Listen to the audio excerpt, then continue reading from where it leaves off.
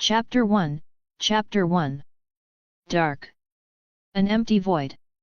That was what Jonathan saw no matter where he looked. He didn't even know if he still had a body, because he didn't feel anything. No cold. No warmth. Just, is. Moments before this, he had been walking home after finishing his shift. He was thinking about stopping for groceries and then binge-watching his favorite TV show of all time, Doctor Who. The show had a long history. It was the world's longest-running sci-fi series. It first aired in 1963 and produced around 850 episodes through 37 seasons. In 2005 the series was rebooted after a long pause, so newcomers had a great opportunity to become part of the fandom. The show had a new start and allowed new viewers to catch up with decades of history and explained everything one needed to know about one of the best sci-fi shows of all time. What's not to like? Jonathan, with great enthusiasm, buckled in, and then proceeded to turn off the TV after 3 episodes and sat there, staring at the blank screen. What in the heresy of time and space is this? His voice echoed in the empty apartment. He hadn't had the displeasure of watching such a freak of nature in media form since the 90s. Maybe Sliders was the last show that was this ugly, and even that was already a decade old when he saw it.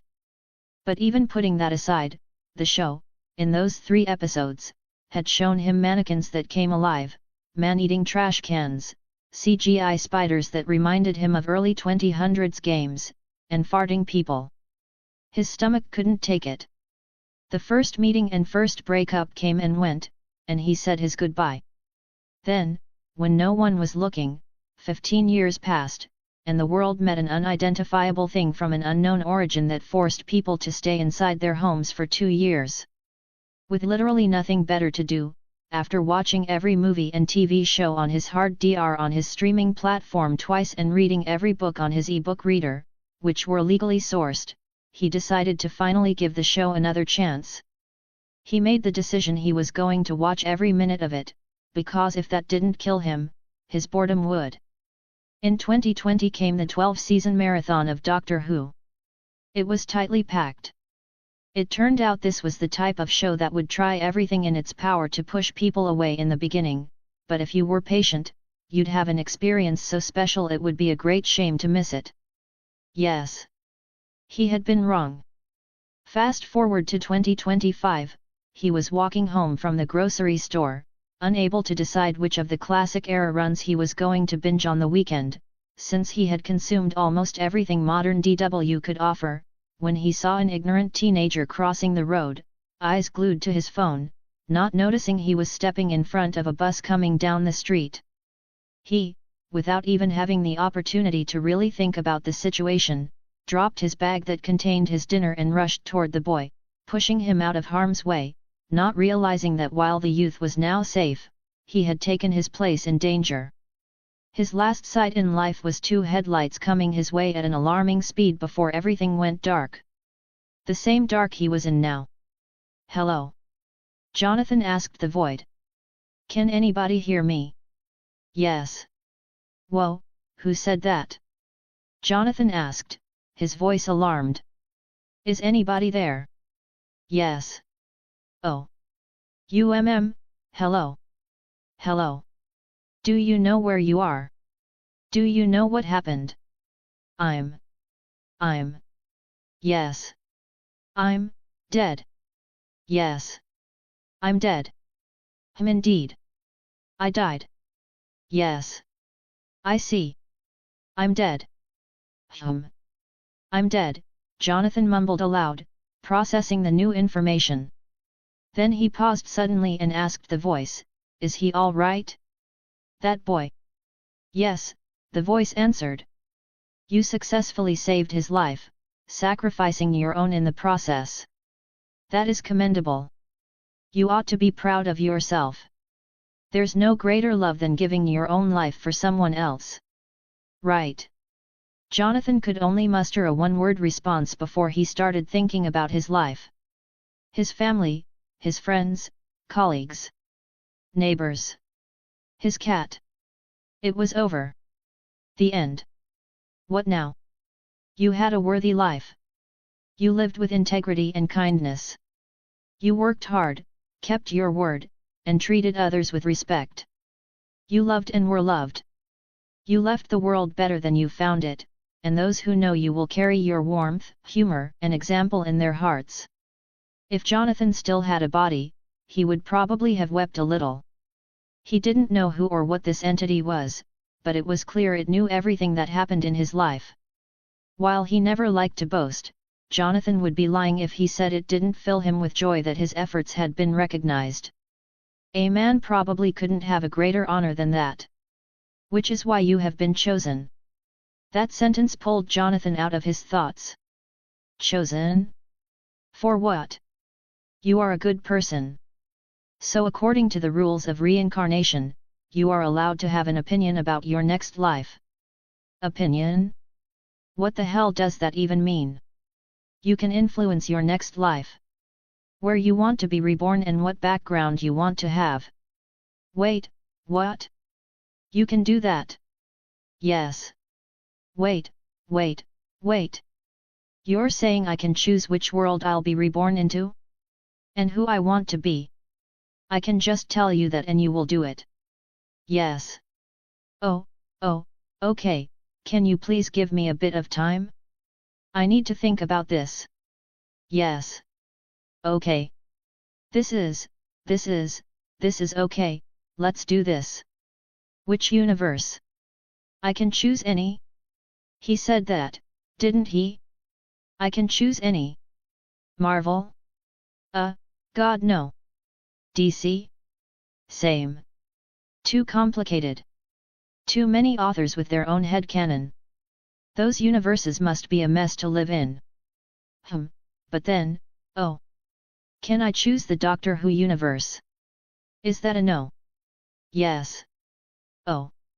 Although the entity wasn't finished yet, so Jonathan's disappointment came too soon. You can choose the shared universe of what your species calls the Whoniverse. Now that the place is decided, you can choose your origin. This can mean you can be any species, and you can have any role of your choosing. Whoa ho ho, yes. Let's go, Doctor Who universe. Alright, let's calm down. Haha. Jonathan could barely control his joy. So. Any race, right? Yes. Then it's a no-brainer, really. If you have the opportunity to be a Gallifreyan, no, please don't lock that in yet. Jonathan suddenly said, panicking. If he still had arms and hands, he would be waving them like there was no tomorrow. A Time Lord. I want to be a Time Lord specifically. Accepted. What do you want to be? Glad for his quick correction, he was relieved he hadn't said Gallifreyan. Why go through all that rigorous training and risk failing when he could be the finished product to begin with? On to the next topic. What kind? I like tinkering with stuff. I could go that route. Like a mechanic, or an engineer. Time Lords are geniuses. You can see that from the Doctor and the Master and the others, and they aren't even the scientists of their people. I could be a TARDIS engineer. Oh, that would be fantastic. I'd love that. Yes, I've decided. I want to be a mechanic on the Citadel. Can I be a mechanic on the Citadel? Are you certain? The entity asked, for the first time with the slightest hint of emotion in its voice. You could be anyone. You could be the president himself, you know. Wouldn't I be replacing Rassilon? No. I'm not going to be taking an existing member and be limited by their character and people's opinion about them. No. I'm going to be my own person. Well. Your decision. In that case, since your origin is nothing special, might I suggest you roll this wheel? A colorful disc suddenly appeared between Jonathan and the entity, with so many entries written on it you couldn't even count how many options there were. This is what we refer to as an ability wheel. It's a lottery, really. I use it when a reincarnee wants to have special abilities in their new life. I think, considering the situation, you may spin it once. This is suddenly a lot to take in. Other reincarnates? Oh, right, he said, it's how these things work, I was just too startled to think about it. Does this Maya? Ahem, Jonathan cleared his non-existent throat. Does this mean I will meet other reincarnates in my new life? Yes and no.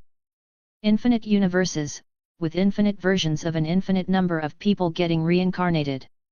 You will be alone in there. Phew. Good to hear. Okay, so do I just spin it? Yes. Right. Here I go. Jonathan grabbed the wheel with no hands and yanked it with great force. The wheel started to spin immediately. After a while the wheel began to slow down and stopped at an entry that said, Assimilate. Congratulations, the entity said, without any emotion behind its voice that would actually show enthusiasm. You have won Assimilate. Assimilate is a passive skill.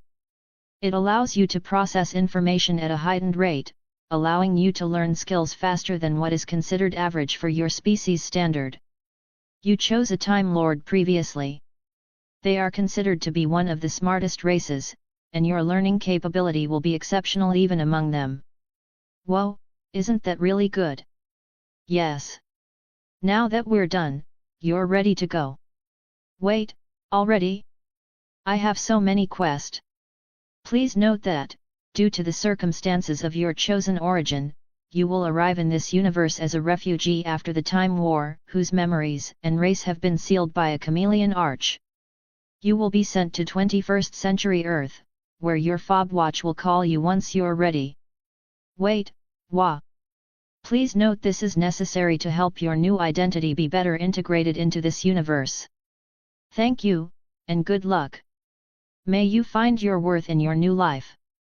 Wait a minute. End of chapter. Chapter 2, Chapter 2. Dark again. Then pain. Jonathan's first clear sensation was a sharp pressure in his chest and a need to breathe. He gasped for air, his back arching against something hard and cold. A voice cut through the ringing in his ears. Whoa, easy there, mate. Deep breaths. You're all right. Light shone into his vision. Fluorescent lamps. White ceiling panels. The smell of disinfectant and metal. A hospital, his brain told him automatically. He blinked, waiting for his eyes to focus and stop seeing double. A man and a woman in scrubs leaned over him, ID badges hanging from their chests. There was concern in their eyes, but not panic. The man shone a light into his pupils while the woman started talking. You gave us a scare, the nurse said. People found you collapsed on the street. Do you remember anything? Jonathan opened his mouth, but no words came. It felt like the sentences were stuck on the tip of his tongue. I collapsed, he managed. Outside. Walking back home. Passerbys called you an ambulance which brought you in. You're dehydrated and exhausted. You're still in your work clothes. I'd say you've been working yourself a bit too hard, the man said, while the nurse gave him a reassuring smile that said this sort of thing happened often. Do you know your name? The question froze his thoughts. For a terrifying half-second, Jonathan's mind went completely blank. Then, like a file finishing its download, memories slammed into place. School uniforms. A cramped flat in a block that screamed average UK housing, where your neighbours were a nurse, a lawyer, a mechanic. A mum who smoked too much and a dad who wasn't around. Apprenticeship forms. First day at the local workshop. Getting the job at the garage. Colleagues and friends. Stephen, he said automatically. I'm Stephen Hale. The answer felt right, and his panic eased. Good, the nurse said, writing something down. How old are you? 27. The number came just as easily as his name, but deep down, somewhere he couldn't quite reach, something twitched. As if there were another possible answer to that question. Do you have any allergies? No. Anyone we can notify? Family. No. I live alone. My neighbor, Jackie Tyler, Stephen said. A phone number and address rolled off his tongue without any effort. The nurse wrote it down, nodded to the man, and they moved on to the next patient. Stephen stared up at the ceiling. He couldn't shake a vague unease, a sense that something was wrong, but he couldn't point to what. By the time another nurse came in to wheel him to a different ward for observation, he mostly just felt tired and very, very thirsty. He was discharged the next morning with a pamphlet about stress and a warning, take care, and don't overwork yourself. The weather, in typical London fashion, was grey and damp. Stephen pulled his jacket tighter around himself and headed home. He knew the way without thinking. Left at the grocery store, right at the big roundabout, through the park, and there were the apartment blocks. As he was walking up the staircase, he ran into his friend Mickey from work. Hey, man! You okay? You didn't come home last night, Mickey asked, half smiling. He didn't seem worried, he was just taking an interest. Yeah, I'm good. Just went out to relax. Long week. Yeah. I'll talk to you later. Rose and I are going out to get breakfast. See you tonight. Have fun. See you. Stephen climbed to the third floor, fished his keys from his pocket, and let himself into his flat. Fragments surfaced at random. Not memories exactly, more like impressions. Familiar in a way he couldn't quite name. The flat had a narrow hallway, a tiny kitchen that opened into a living room, a door to his bedroom and another to the bathroom. Beige, yellowish walls, faded carpet, second-hand furniture. Not impressive.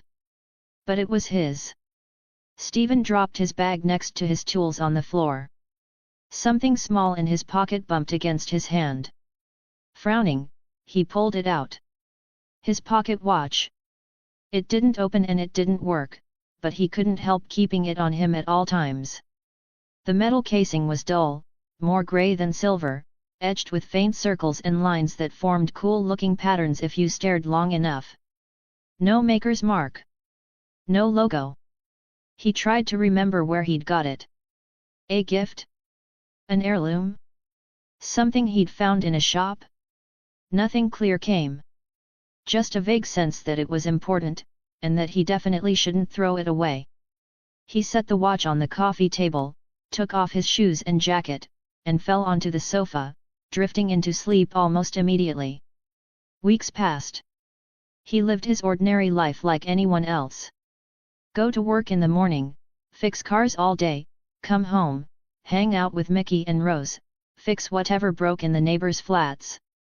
Rinse and repeat. Normal people. Normal job. Normal London weather.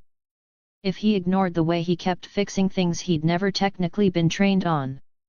It started with an automatic gearbox from some imported German car they didn't usually service, but that had come in as an urgent repair. The shop manual was basically useless, half the diagrams didn't even match the parts in front of him. You sure you want to mess with that? Mickey asked. Customer'll have our heads if we break it.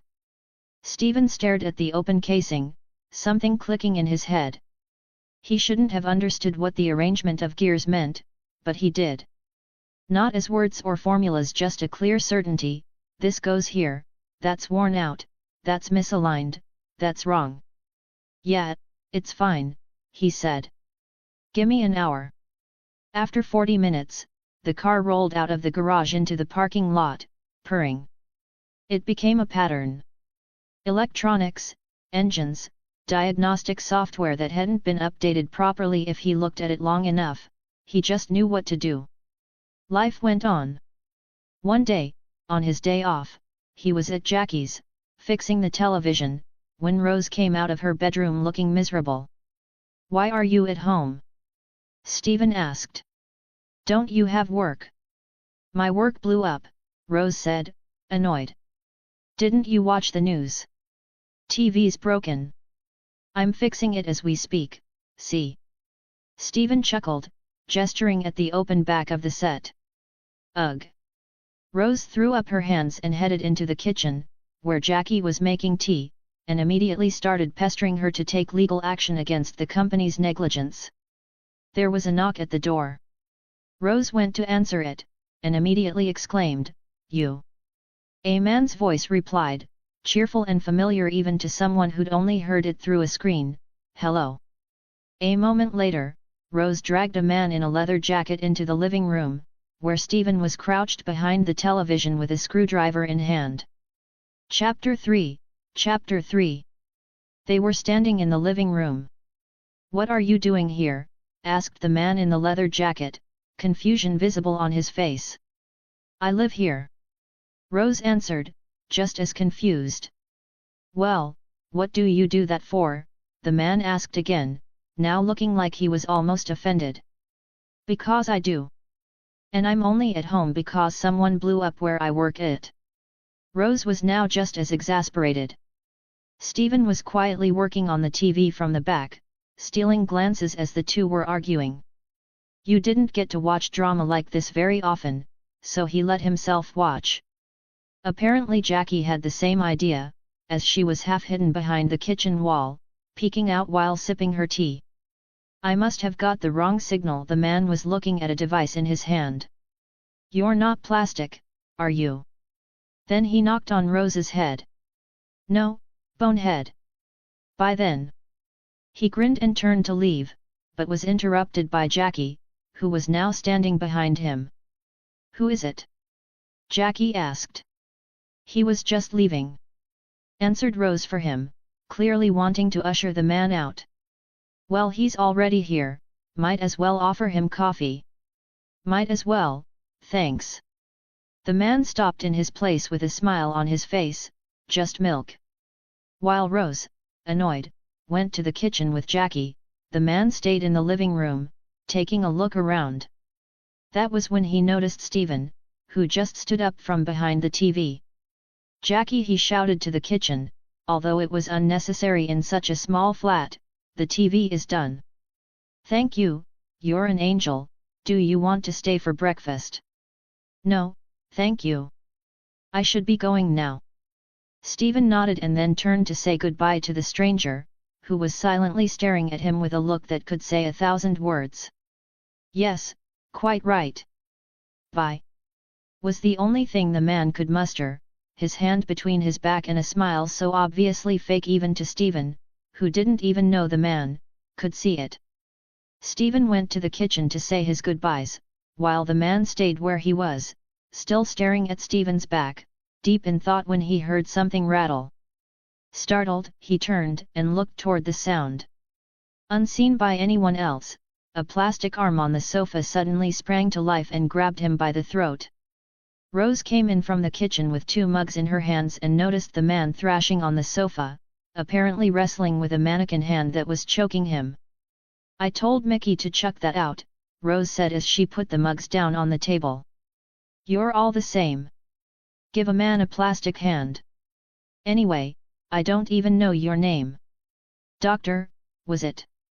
"Doctor?" Stephen was still in the kitchen, talking with Jackie, when he heard Rose call the man doctor. "Doctor, hey?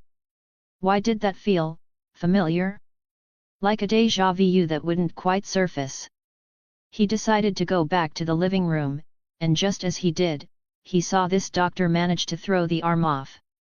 But instead of falling down, it defied physics, stopped mid-air, and grabbed Rose's face instead.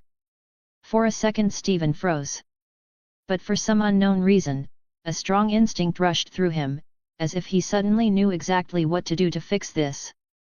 He glanced at the doctor, who was still clutching his own throat and gasping for air while staring at Rose in alarm.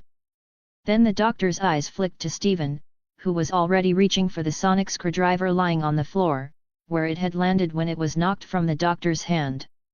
Stephen picked up the sonic screwdriver, pointed it at Rose's head, and gave a mental instruction to the screwdriver to execute. The device whirred, the tip glowed blue, and he managed to get it off Rose. The plastic hand releasing her, Stephen then jabbed the device into the palm of the hand. The fingers soon stopped flexing, then went limp. "What was that?" Rose, also gasping and leaning against the wall, asked the two. The doctor, looking between Rose, Stephen, and the arm, decided to de-escalate. It's all right. Your pal stopped it. He then picked up the arm. There you go, you see? Armless. Oh, do you think? Rose took the arm from the doctor and smacked him with it. Ow! While the two of them argued, Stephen stood frozen. He was still holding the sonic screwdriver, staring at it. No words came out, but his brain was running at 100 miles an hour. He then, as if coming to a realization, suddenly looked at the doctor and then Rose, and then back at the screwdriver and said, "Ah, my apologies. I should take my leave now." Both the doctor and Rose turned to look at Stephen. Rose clearly wanted to ask Stephen how he had done what he did, while the doctor stayed silent, his expression saying he understood more than he was letting on. Stephen turned toward the door, then hesitated, turned back, and carefully set the sonic screwdriver down on the coffee table. He looked at the doctor again, who still didn't say anything. Stephen had no idea what was going on in the man's head, only that something about all of this was wrong, and that the answer was sitting right at the tip of his tongue, stubbornly refusing to come. He then heard a bell ringing in the distance. So did the doctor, who also took notice and glanced in the same direction. Stephen turned to leave the flat, only to find Jackie blocking the doorway, phone in hand, clearly halfway to calling for help but frozen by the sight in front of her. Stephen quickly apologized, nodded, and slipped past her, running out of the apartment. The remaining three stayed in the living room, Jackie and Rose each glancing between the other two, waiting for answers. The doctor now had a faint smile on his face, arms crossed over his chest, with a look that said he understood the situation. Realizing she wasn't going to get any explanation from him, Rose rushed out of the flat, shouting after Stephen. By the time she reached the landing, she saw over the railing that Stephen was already downstairs, running in that same funny way he always did when he was in a hurry. "Ha." Rose only chuckled. Like a penguin that has his arse set on fire. As she watched Stephen's figure grow smaller in the distance, she felt a breeze behind her and saw the doctor also heading out. "Hold on a minute. You can't just go swanning off." Yes, I can." The doctor chuckled without turning around. "Here I am. This is me, swanning off. See ya." Rose started running after him, leaving Jackie in the door as she also came out and was staring at them. "But that arm was moving. It tried to kill me." Stephen was running. He didn't know where he was going, he just kept running, his thoughts in overdrive. He could hear whispering, but couldn't tell from where. He finally stopped in the middle of the small yard, where the garages were. Panting, he reached into his pocket and took something out. As his fingers brushed the metal, a jolt running up his arm. The watch was warm. Not hot enough to burn, but unmistakably warm, like somebody left it out in the sun while on a beach somewhere. For the first time since he'd owned this fob watch, however long that actually was, he heard something from within. The whispering he'd been hearing all this time was coming from the watch. "You're late again." The voice he heard was dry and amused. "Sorry." Stephen heard his own voice, albeit younger and sharper. "Had to recalibrate the dimensional anchor on Bay 13. Some idiot tried to park a Type 79 without the safety protocols." The other voice snorted. "Oh, you mechanics, and your anchors. One day, you'll realize the universe isn't meant to be tidy." The voices then laughed. As Stephen listened, visions rose to match the conversation. He saw the place where it had happened. He saw a metal balcony overlooking a vast, sunlit city. Towers in every direction. Lights, twisting and curling like frozen flames in a huge dome that dominated the horizon, catching that light and scattering it in shards. Above him, the sky burned orange. Two suns hung low, one of them bright white, while the other softer and orange-colored. He knew this place. The memory sat inside him like something carved into his bones. Home. He looked back down at the watch sitting in his open palm. The mechanism, which had never budged no matter how hard he'd tried, now seemed almost inviting, as if waiting for him to try again. Stephen repositioned the fob watch in his hand, his thumb on the button, then he clicked the watch open. Chapter 4, Chapter 4. The watch clicked. For a moment, nothing happened. I stood alone between the garages, my thumb still on the button, London drizzle pattering softly on the concrete. Then my world exploded. Light burst out of the opened case, not shining outward but inward, folding through my eyes and skin and bones. My lungs seized. My knees buckled. The yard vanished from my sight. My body fell to the ground, except for my mind there was no ground. I felt like I was continuously falling. I fell through a tunnel of spinning symbols, circles within circles, lines looping and intersecting in patterns my human brain had never seen, yet my other mind recognized immediately. They weren't just shapes, they were sentences, names, equations, poems. Gallifreyan, I realized. The word rose like something long buried finally given air. The answer finally rolled off my tongue in my mind, and I understood this was the word I had been searching for earlier. Voices flooded in. Not from outside, but from inside the watch, inside my skull, inside my history. A child laughing as a screwdriver twice his size sparked in his hands. A stern teacher in gold and crimson robes saying, again, Halavar. If you cannot reassemble a Type 20 stabilizer with your eyes closed, you do not touch one with them open. A friend's hand clapping my shoulder on a balcony beneath an orange sky. Alarms howling far below the citadel. The roar of warships zipping through the air. The steady thrum of an engine older than empires, singing to me as I crawled half inside its console, coaxing it to behave. The tunnel of symbols twisted. Human memories slammed into Gallifreyan ones and tried to occupy the same space. A cramped London flat. A mum yelling that I'd be late for school. Jackie banging on the wall because I'd left the telly too loud again. Fixing my first engine at the garage. Watching Rose in my old life, as Jonathan, criticizing the visuals and then falling in love with the story anyway. Jonathan Smith. The name hit me like another impact. Different body, different world, same continuity. I wasn't just Stephen Hale, garage mechanic from the Powell estate. I wasn't just the man who'd once been Jonathan Smith, an office worker from another universe who died pushing a boy out of the way of a bus. I was both of those and someone else entirely. Someone with two hearts. The pain finally arrived. Every vein felt like it was burning. My skull rang with a sound like grinding gears. I tried to scream and heard three voices at once, a frightened human boy, an older human man, and a calm, annoyed Gallifreyan technician telling everyone to stop panicking because this was all, theoretically, under control. The light surged one last time and then slammed inward, packing itself neatly where it had always belonged. In me. It was over before my body hit the ground. Cold, wet concrete under my palms. The smell of oil and distant rubbish. London. Night. Rain.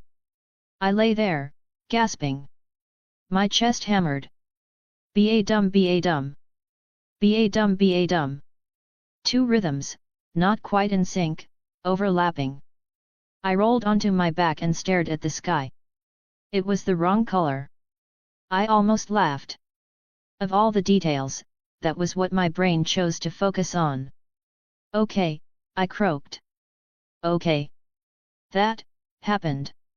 The watch was still in my hand, open. The inside wasn't glowing anymore. It looked almost ordinary now, even more ordinary than before, silver and glass and tiny, impossible mechanisms. But I no longer heard anything from it. My watch. My mind. My species. All back where they belonged. I'm a Time Lord, I said aloud, just to see how it felt. The words settled into place, solid and undeniable. I stayed on the ground until my breathing steadied and the spinning in my head dropped from hurricane to heavy breeze. My human body had been rewritten on the fly, everything ached, but in a distant, muffled way, as if, out of courtesy, someone had turned the pain down to a manageable level.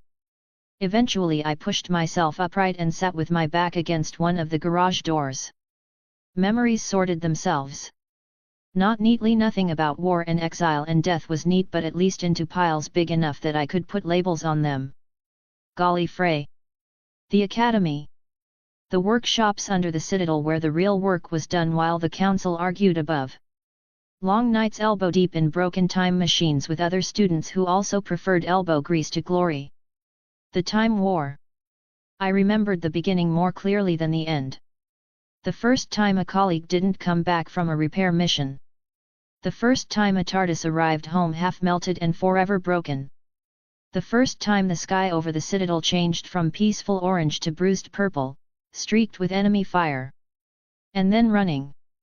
Evacuation orders. Someone shouting my name. A plan thrown together too fast.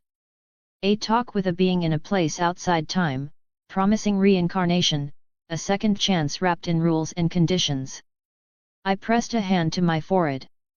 Right, I muttered. So not only am I a refugee from a temporal apocalypse, I'm also technically on my, third life? Brilliant.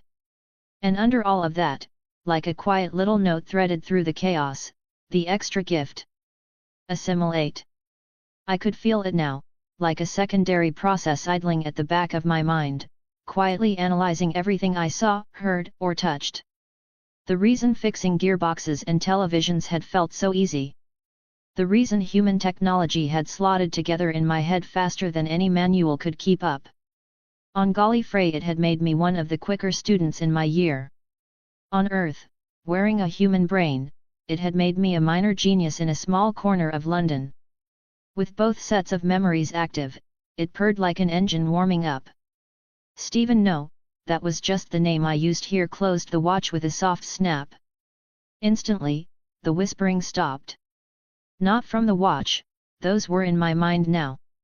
But the constant distant murmur that had followed me for months faded away, leaving behind something close to silence. For the first time since I'd come to this universe, my thoughts were fully my own. I sat there for a long time. It would have been very easy to panic. I could have curled into a ball, screamed at the sky, or tried to pretend I hadn't just changed species in the backyard of a council estate. But Time Lords were trained to handle information overload. Even the ones who mostly preferred working with faulty stabilizers instead of equations had drills for this. Breathe. Catalog. Prioritize. I did that now. First priority, body. I did a quick internal check. Hearts, both present and correct, beating strongly. Respiratory bypass available. Temperature regulation improved. Vision sharper. Hearing out, I winced as a car door slammed 3 streets away. Definitely sharper. No sign of regeneration energy flaring out of control. Good. Second priority, identity. I was Stephen Hale, registered human citizen, national insurance number and everything. I had a job, a flat, neighbors who might actually notice if I suddenly vanished. I was also, the older memories told me, the engineer, a junior technician from the Citadel's engineering corps, specializing in TARDIS maintenance and dimensional stabilizers, temporarily attached to evacuation projects in the final years of the war. I remembered my true name as well, but when I became a Time Lord I took an oath and chose a new identity.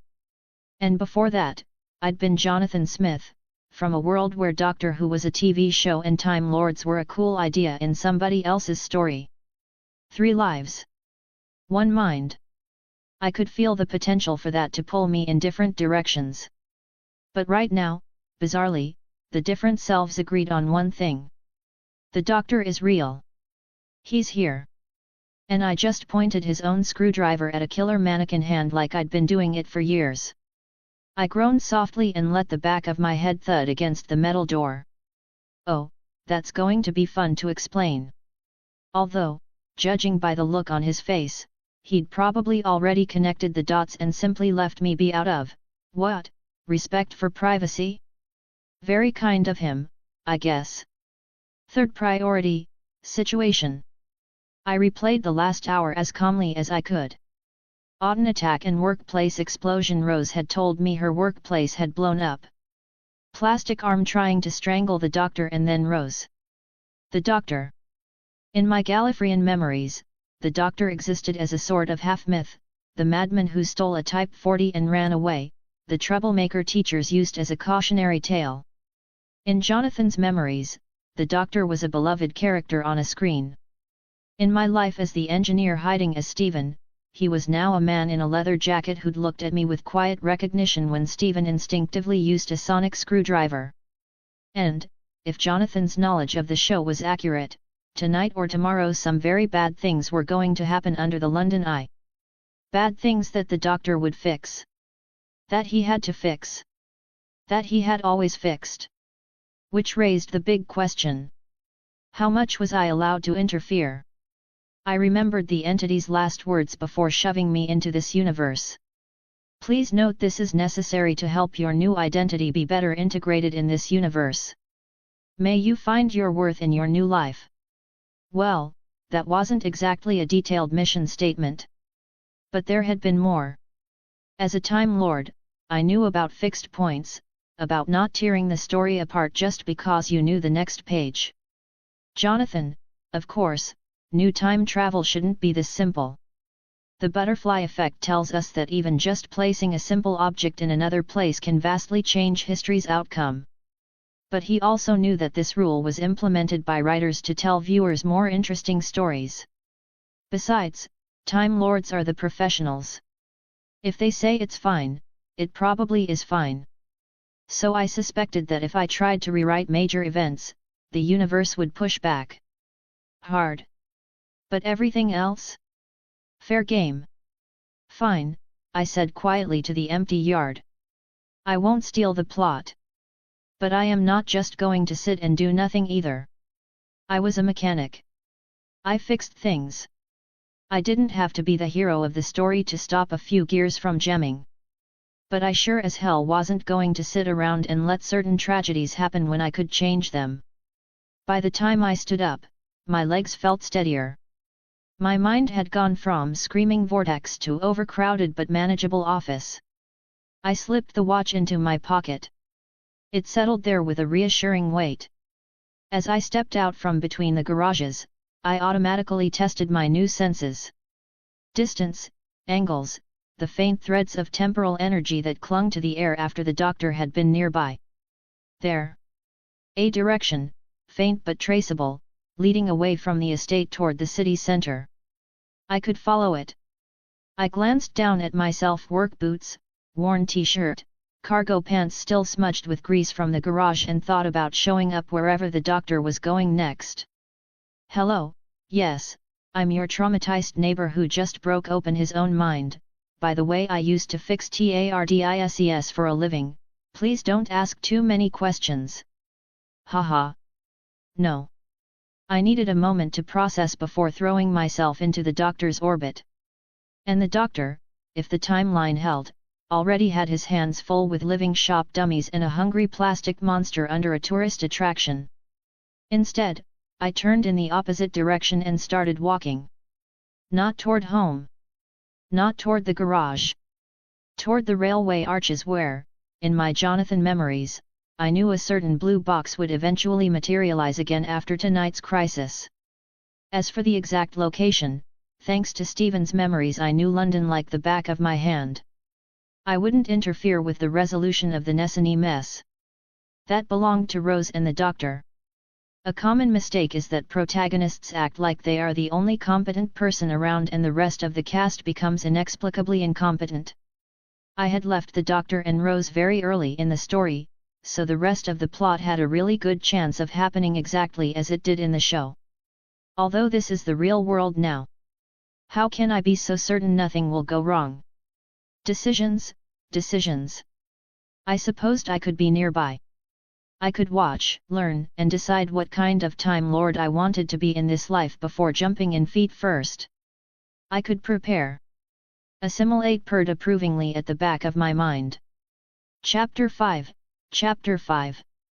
On the way, I discovered something else new. The city looked different. Not visually same grey concrete, same graffiti, same puddles trying to soak my socks, but in how it felt.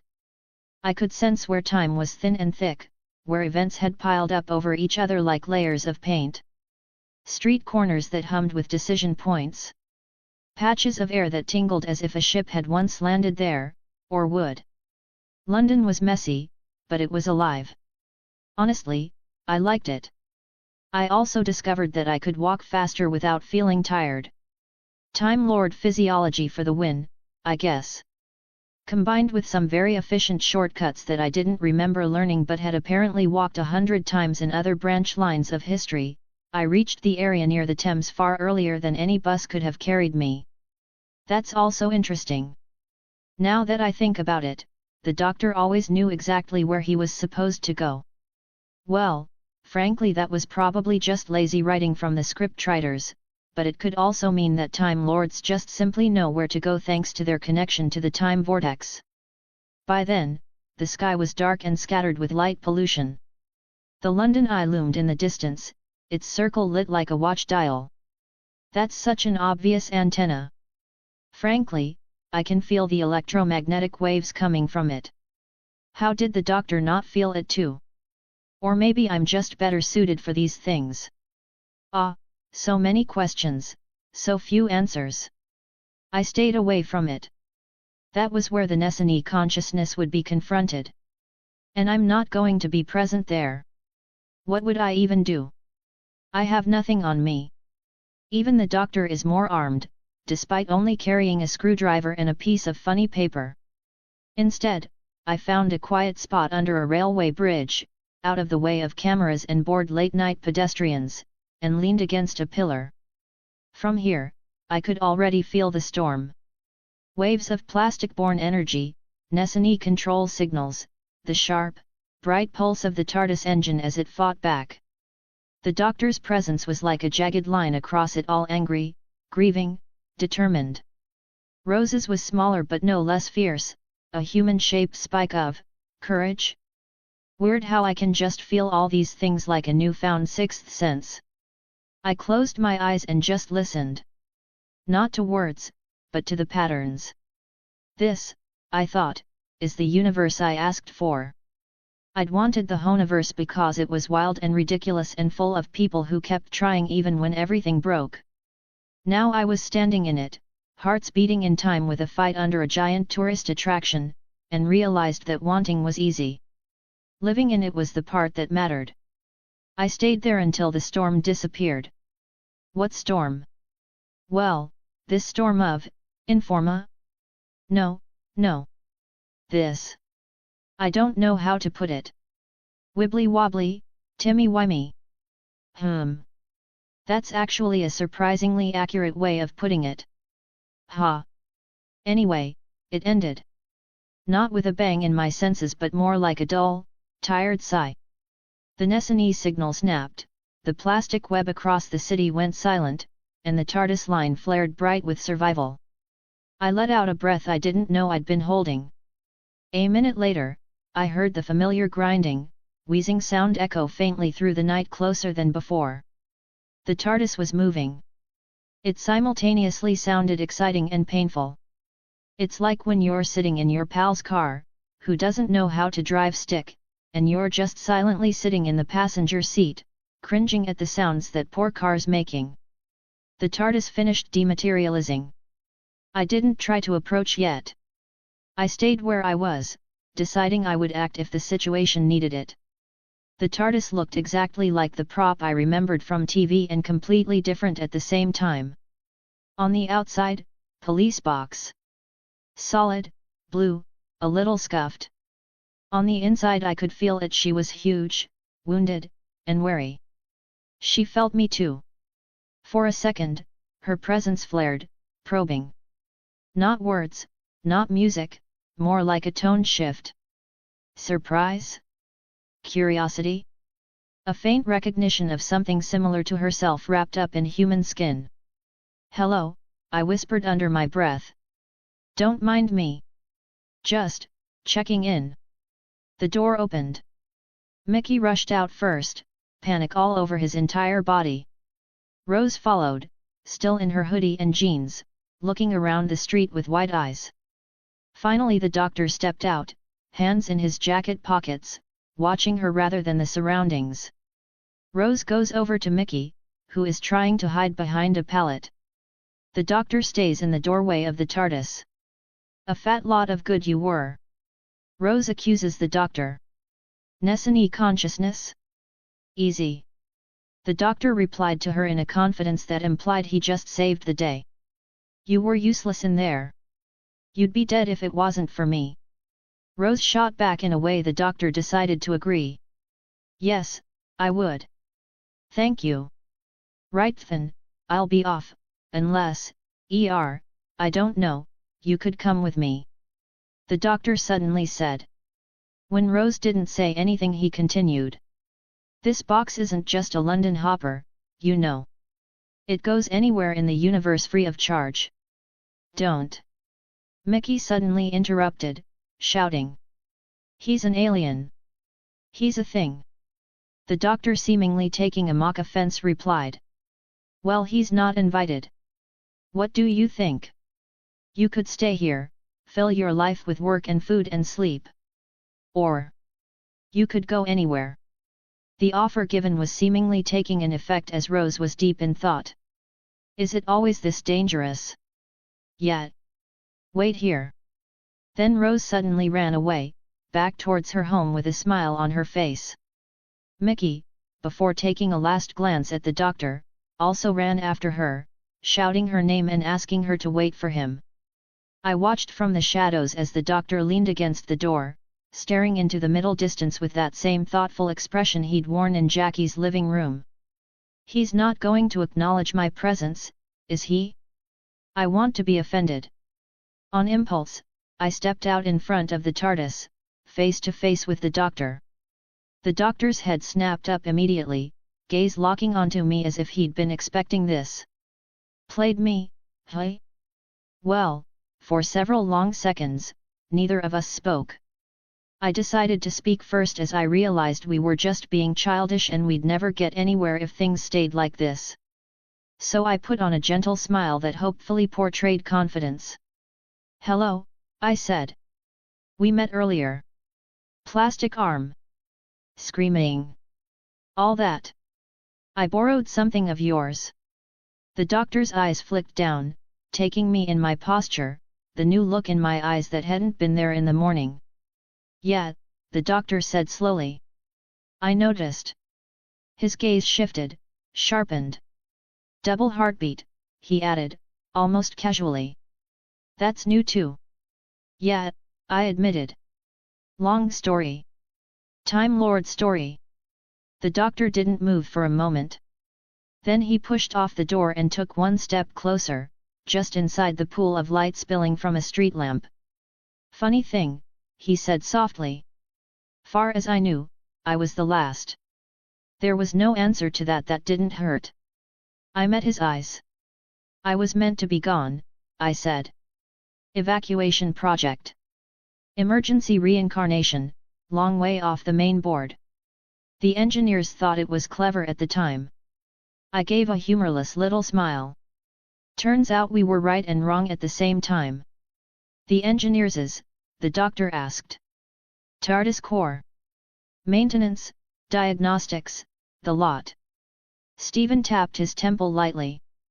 "I did the fiddly bits." I nodded at the box. "Was never really meant to fly without us looking over her once in a while, you know." The doctor's jaw tightened at that, a flicker of defensiveness, grief, and guilt all at once. "She does fine," he said. "She gets me where I need to go." "Eventually," I said, before I could stop myself. "And screaming the whole way." The TARDIS gave a faint, offended hum that both of them felt more than heard. I raised my hands in surrender toward the box. "Hey, I didn't say you weren't brilliant," I told her. Just that you're overdue for more than a slap on the console and a nice word. For the first time, the ghost of something like amusement whispered through the ship's presence. The doctor felt it too, his shoulders eased a fraction. So what then? He asked. You planning to stand on street corners giving my ship performance reviews? No, I said. Then I took a breath. I'm saying I can help. Proper service. Full diagnostic. Recalibrate the old girl so she doesn't have to drag herself through the vortex half running on stubbornness. The word slipped out before I could stop it, capitalized in my mind. The others might be gone, I went on, quieter, but you've got at least one left. Might as well put him to use. The TARDIS pulsed, suddenly and unmistakably. A feeling like a door opening. She wanted this. Not as a passenger. As an engineer. One of hers. The doctor felt it and rolled his eyes skyward. Traitor, he muttered at the box, then looked back at me. All right. Fine. You want to help, you help. But you take orders when it counts, you don't second-guess me in a crisis, and if you start thinking you know better than everybody else in the room. I've met the High Council, I cut in. I'm allergic to that sort of thinking. That, finally, got a real smile out of the doctor. Brief, but genuine. Rose's footsteps echoed down the street then, trainers slapping pavement. Doctor, she shouted. I had to pack sorry oh. She spotted me and her face brightened. You, she said. You just ran off. Thought you'd legged it halfway to Cardiff by now. Got winded by the stairs. Figured I'd better not get between you lot and your grand adventure. Adventure. Rose repeated, turning to the doctor with that spark in her eyes. He grinned, wide and reckless. Yeah, he said. That's us. He jerked his head toward the TARDIS. Come on then. Rose bounced past me toward the doors. The doctor turned back to me and asked with his signature smile on his face. Forgot to ask your name, I'm the doctor. Rose turned back in confusion and looked at the doctor. What, you forgot already? She then turned to me. He's my neighbor, Stev. I'm called the engineer. I interrupted Rose, back straightened, nose held up a little, also wearing a grin that reached to my ears. Chapter 6, Chapter 6. For a second, nobody says anything.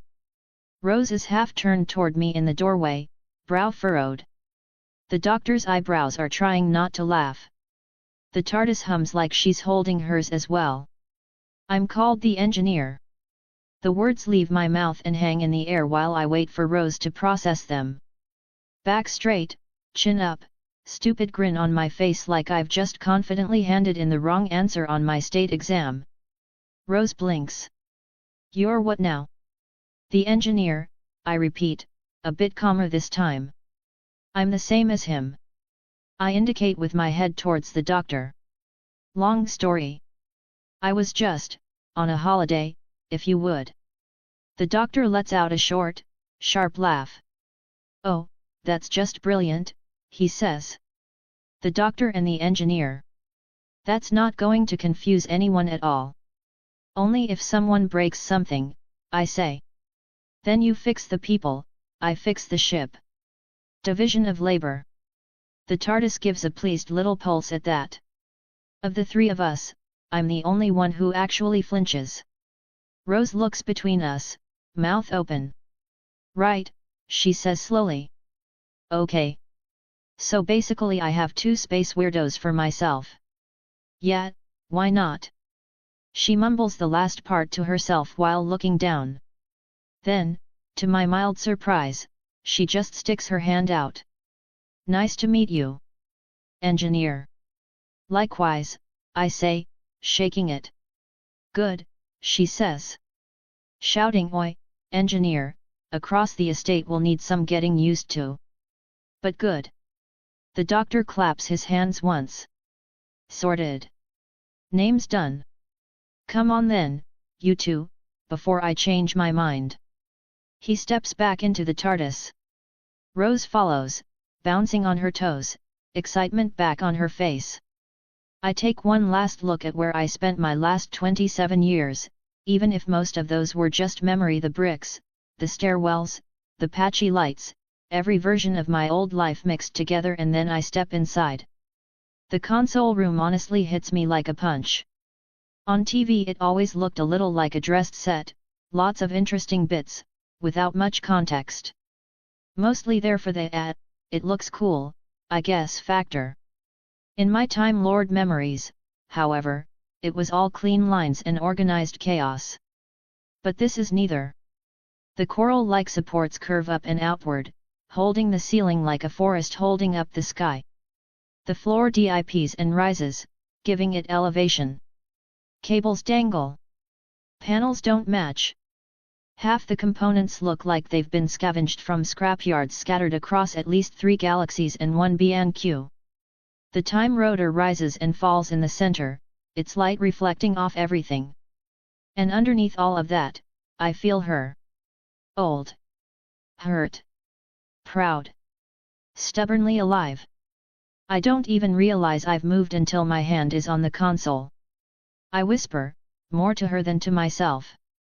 I'm not here to gut you. Just looking. A pulse of warmth runs from the metal into my fingertips. I don't hear words, but I can feel the intent. Trust, offered cautiously. The doctor flips a few levers. The central column shudders. The whole room tilts, just a touch.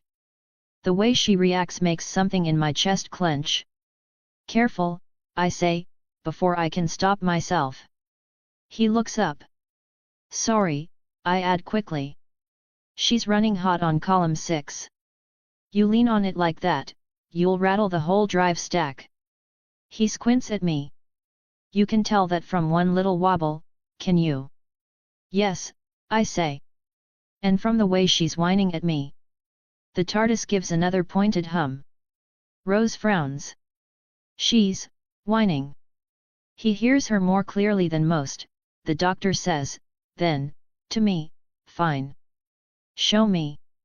He steps aside. I circle the console slowly, hands hovering a centimeter above the panels. I don't touch anything at first, I just feel. Pressure points. Overloaded relays. Places where the dimensional shielding has been patched with whatever was lying around. Did you seriously bypass the stabilizer with, is that a bicycle chain? I ask. It was a very good bicycle chain, the doctor says defensively. I'm not judging, I say. I'm just impressed you survived the first jump. Assimilate kicks in along with my centuries of experience with TARDIS. Every component I see starts cataloging itself automatically, slotting into wider systems in my head. Training reflexes kick in, rusty but ready.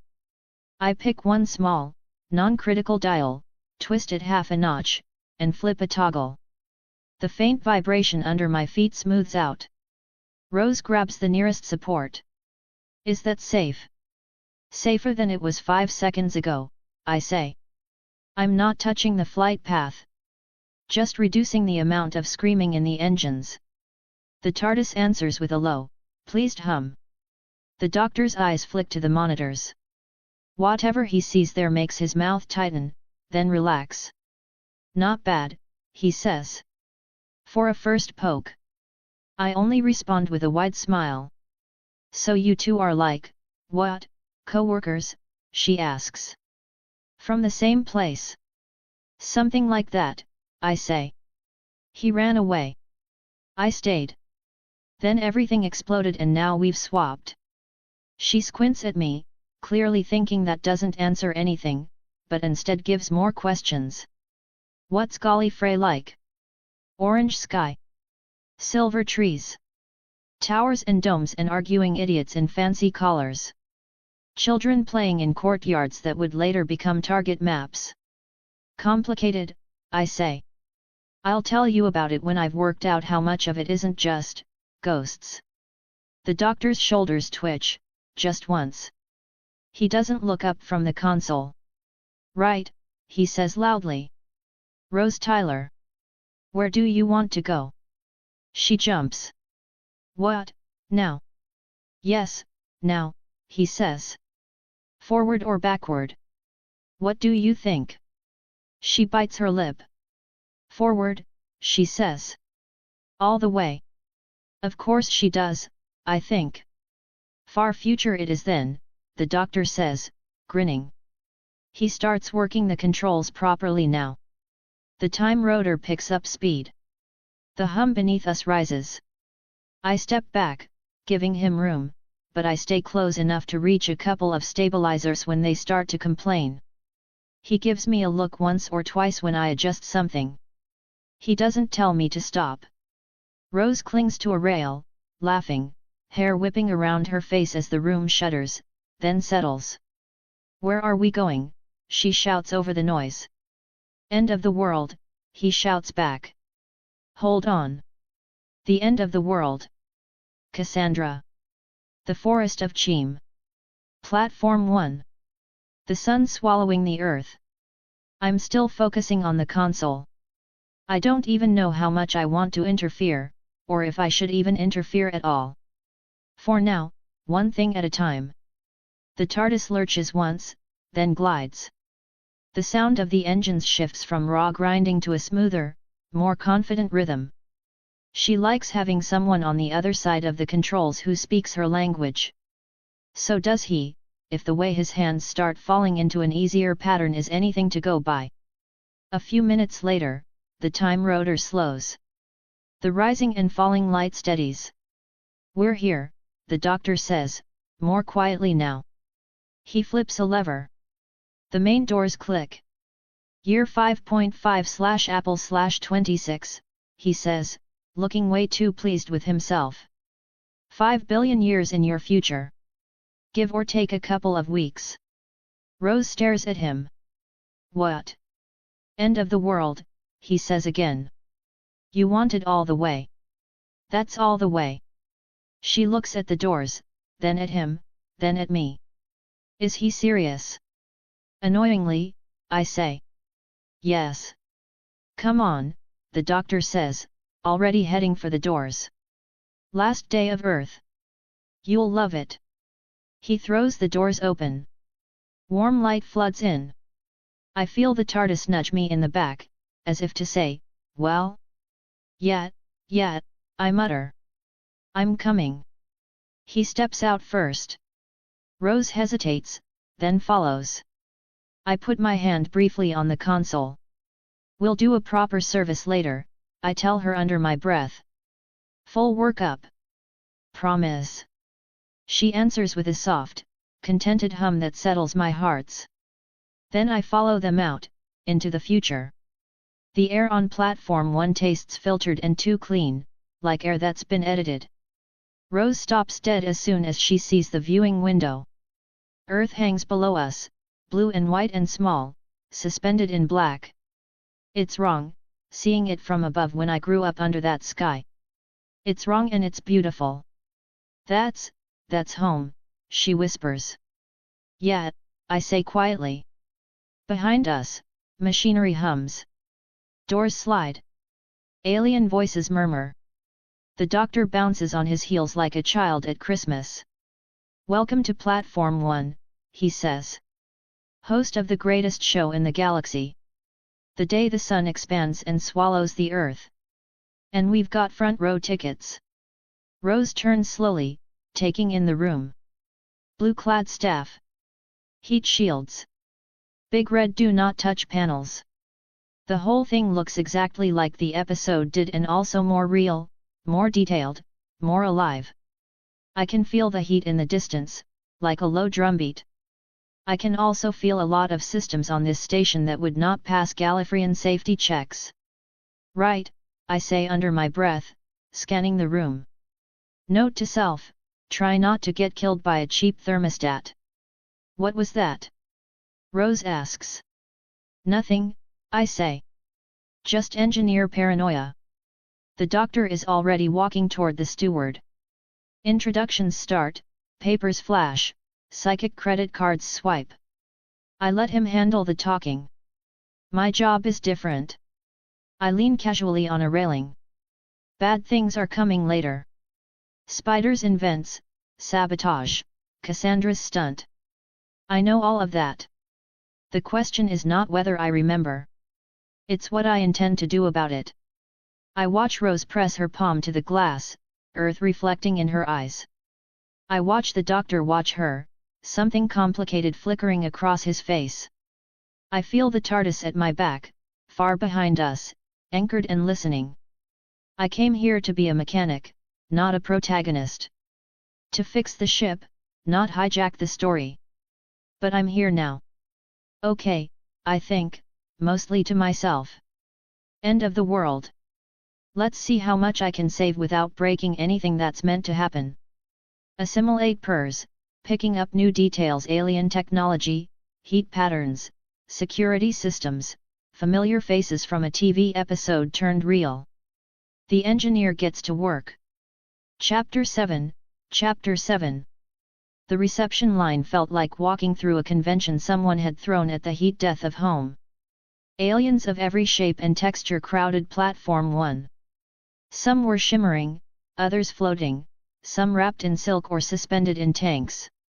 Some looked like expensive horror costumes from a movie, some looked like things you'd find at the back of your fridge in your college years. Rose stood between me and the doctor, making that wide-eyed face you do when your brain is trying to take in too much. Don't stare, I murmured, mock scolding her, like you'd do to a friend who doesn't know how to behave in public. Smile and stare politely. I'm trying not to stare impolitely, she whispered back. There's a difference. The doctor was in his element, striding ahead with his hands in his pockets, psychic paper ready. The steward, all blue skin and crisp uniform, was rattling off names like he was announcing bands at a festival. The moss of Balhoun, the face of Bo, the adherents of the repeated mem. Oh, that's not ominous at all, I muttered. Rose elbowed me lightly. You're the space expert. You're supposed to tell me when to panic. Oh, I will, I said. You're currently mildly concerned. Good. I'll tell you when to upgrade to oh no when something starts smoking. We both chuckled at that. We reached the front. The doctor did the talking, flashing the psychic paper with a grin that could have powered half the station. Doctor, he said. Plus ones. Me, her, and him. Thumb at himself, then Rose, then me. The steward frowned at the paper, then at us. Doctor, and the engineer, he read slowly. Representing our continued incompetence in matters of time travel, health and safety, and basic diplomacy. The doctor blinked. Really? I cleared my throat. It's accurate, I said. Just not flattering. The steward hesitated, then decided this wasn't his problem, stamped our existence as official, and waved us through. The gifts ceremony went about as well as I remembered. Species after species presented something symbolic. Spheres of gravity, samples of atmosphere, a jukebox. Things to prove they'd made the effort. When it was the doctor's turn, he stepped up with Rose at his side and drew in a deep breath. For my gift, he announced, I give you air from my lungs. He breathed into a little device, handed it over with a flourish, and bowed. The attendants looked baffled. A few guests clapped politely. Rose leaned toward me. Is that just him breathing? Yep, I said. That's rubbish. Give it 10 minutes, I said. He'll make it poetic somehow. My own turn came with considerably less drama. The steward gestured at me. And your gift? I considered, feeling the eyes of a half-dozen species on my face, and decided to offer what I do best. Diagnostics, I said. Free of charge. 1 full structural scan of your station and heat shield, to ensure we all survive long enough to be bored. There was a polite ripple of laughter from those with a sense of humor, and a confused hum from those without. The steward was clearly the latter and looked offended on behalf of his infrastructure. Our systems are fully compliant, he said stiffly. Of course they are, I replied. That's why nothing ever goes wrong. The doctor gave me a sidelong look that said, you're enjoying this too much, and I gave him a look back that said, you invited me. Before the steward could throw us out, the next guest arrived. Or, more accurately, floated in. The last human. Lady Cassandra O'Brien. Delta 17. All skin, wires, and vanity, stretched in a frame like something that had lost an argument with a trampoline. Moisturize me, she commanded. The little attendants spritzed her. Rose gagged audibly. You're joking, she whispered. That's a person. Technically, I said. Cassandra's speech unfolded much as I remembered, the self-congratulation, and the rest of her speech boiling down to a I'm human, you're all aliens, with the subtlety of a freight train. Honestly, if I hadn't already known she was behind the sabotage, I'd have suspected it based only on principle. While she performed, I let my attention drift. Not away from her, that would be unfair, professional villains deserve a proper audience after all. Her spiders were already moving. Now that is how spiders should look. Not that weird CGI monstrosity the show, KHM. I should really stop comparing reality with a TV show. Small, metallic, scuttling shapes in the vents and ducts. I could feel their little power signatures like faint itching at the edges of my new senses. They were too low output for the station's basic security to notice. But weren't too low for me. I stopped thinking about them. I couldn't really do anything about them just yet. For now, it was the doctor's scene. It didn't take long for the shine to wear off for Rose. By the time she'd had one uncomfortable conversation about money, class, and falling chips with the Mahs of Balhoun, and one even more uncomfortable conversation with Cassandra about what counted as authentically human, she looked ready to either punch something or cry. The doctor didn't help by being, well, the doctor. Cheerful, flippant, dodging anything that looked like a real feeling. You lot all died, he said at one point, very casually. Hundreds of years before this. This is just a show. Rose's face shuddered. I stepped in, because if I didn't, someone was going to say something they regretted. Come on, I said. Field trip. Engineer's tour, if you will. She hesitated, then followed me away from the main hall, down a quieter corridor lined with small windows looking out at the swelling sun. Are you okay? I asked. She folded her arms. No, she said. I'm 5 billion years in the future, my planet's about to get cooked, everyone's treating it like it's some sort of show, and that she jerked a thumb back in the direction of the hall that stretched tea towel is calling herself the last human. So, no. Not okay. Fair enough, I chuckled. We walked in silence for a moment. For what it's worth, I said eventually, this isn't the first time I've watched a planet die. She stared at me. Yeah, that's very cheerful. You always know what to say, Rose told me in a deadpan voice. I mean back home, I clarified, chuckling at her sulking. Where I was still fixing TARDIS. Solar flares. Resource collapse. Politicians. People ruined it themselves and blamed the weather. It was slower than this, and somehow uglier. That's not helping, she said. My point is, I said, this version? It's cleaner. Kinder, in a weird way. Earth had its time. People left, moved on, scattered. There are descendants all over the place down there. I nodded toward the guests, even if some of them look like cacti. She snorted. So this isn't disrespect. Oh, it is, I said. But not in the way you think. They're not insulting Earth. They're insulting each other. Status, hierarchy, who got the best seat for the last sunset. That does sound like us, she admitted.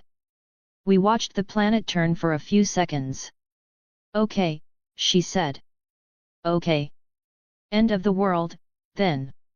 She squared her shoulders. Let's go see how wrong they all are about humans. I grinned. Now you sound like him. Don't say that, she said.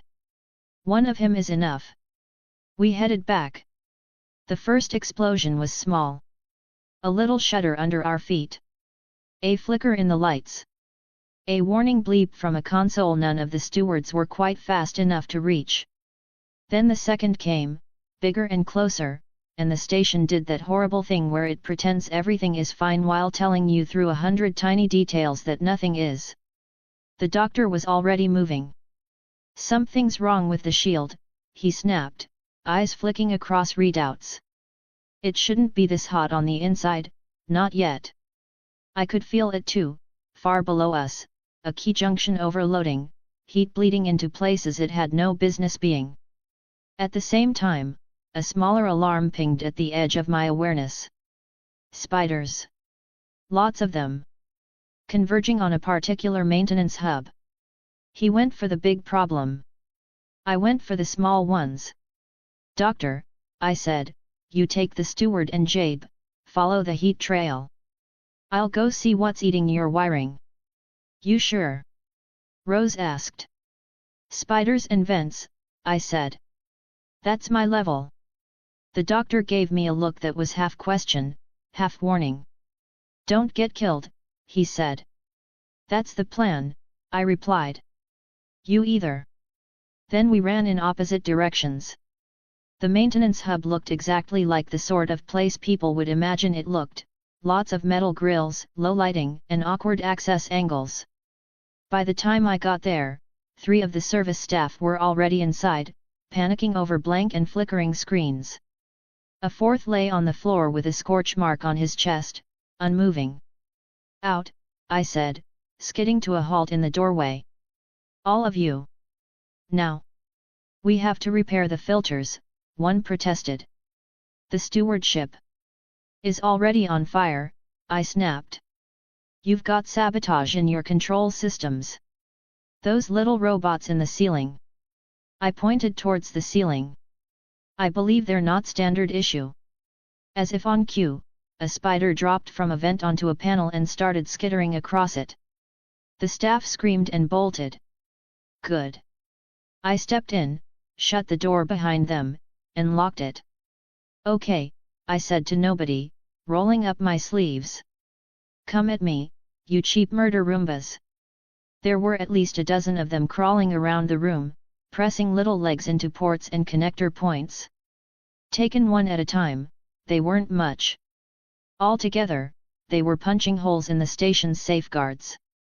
If this was a TV show or a novel, this would be the part where I'd whip out some magic tool like the sonic screwdriver, and, whipping it around, I'd deal with the problem effortlessly in one go.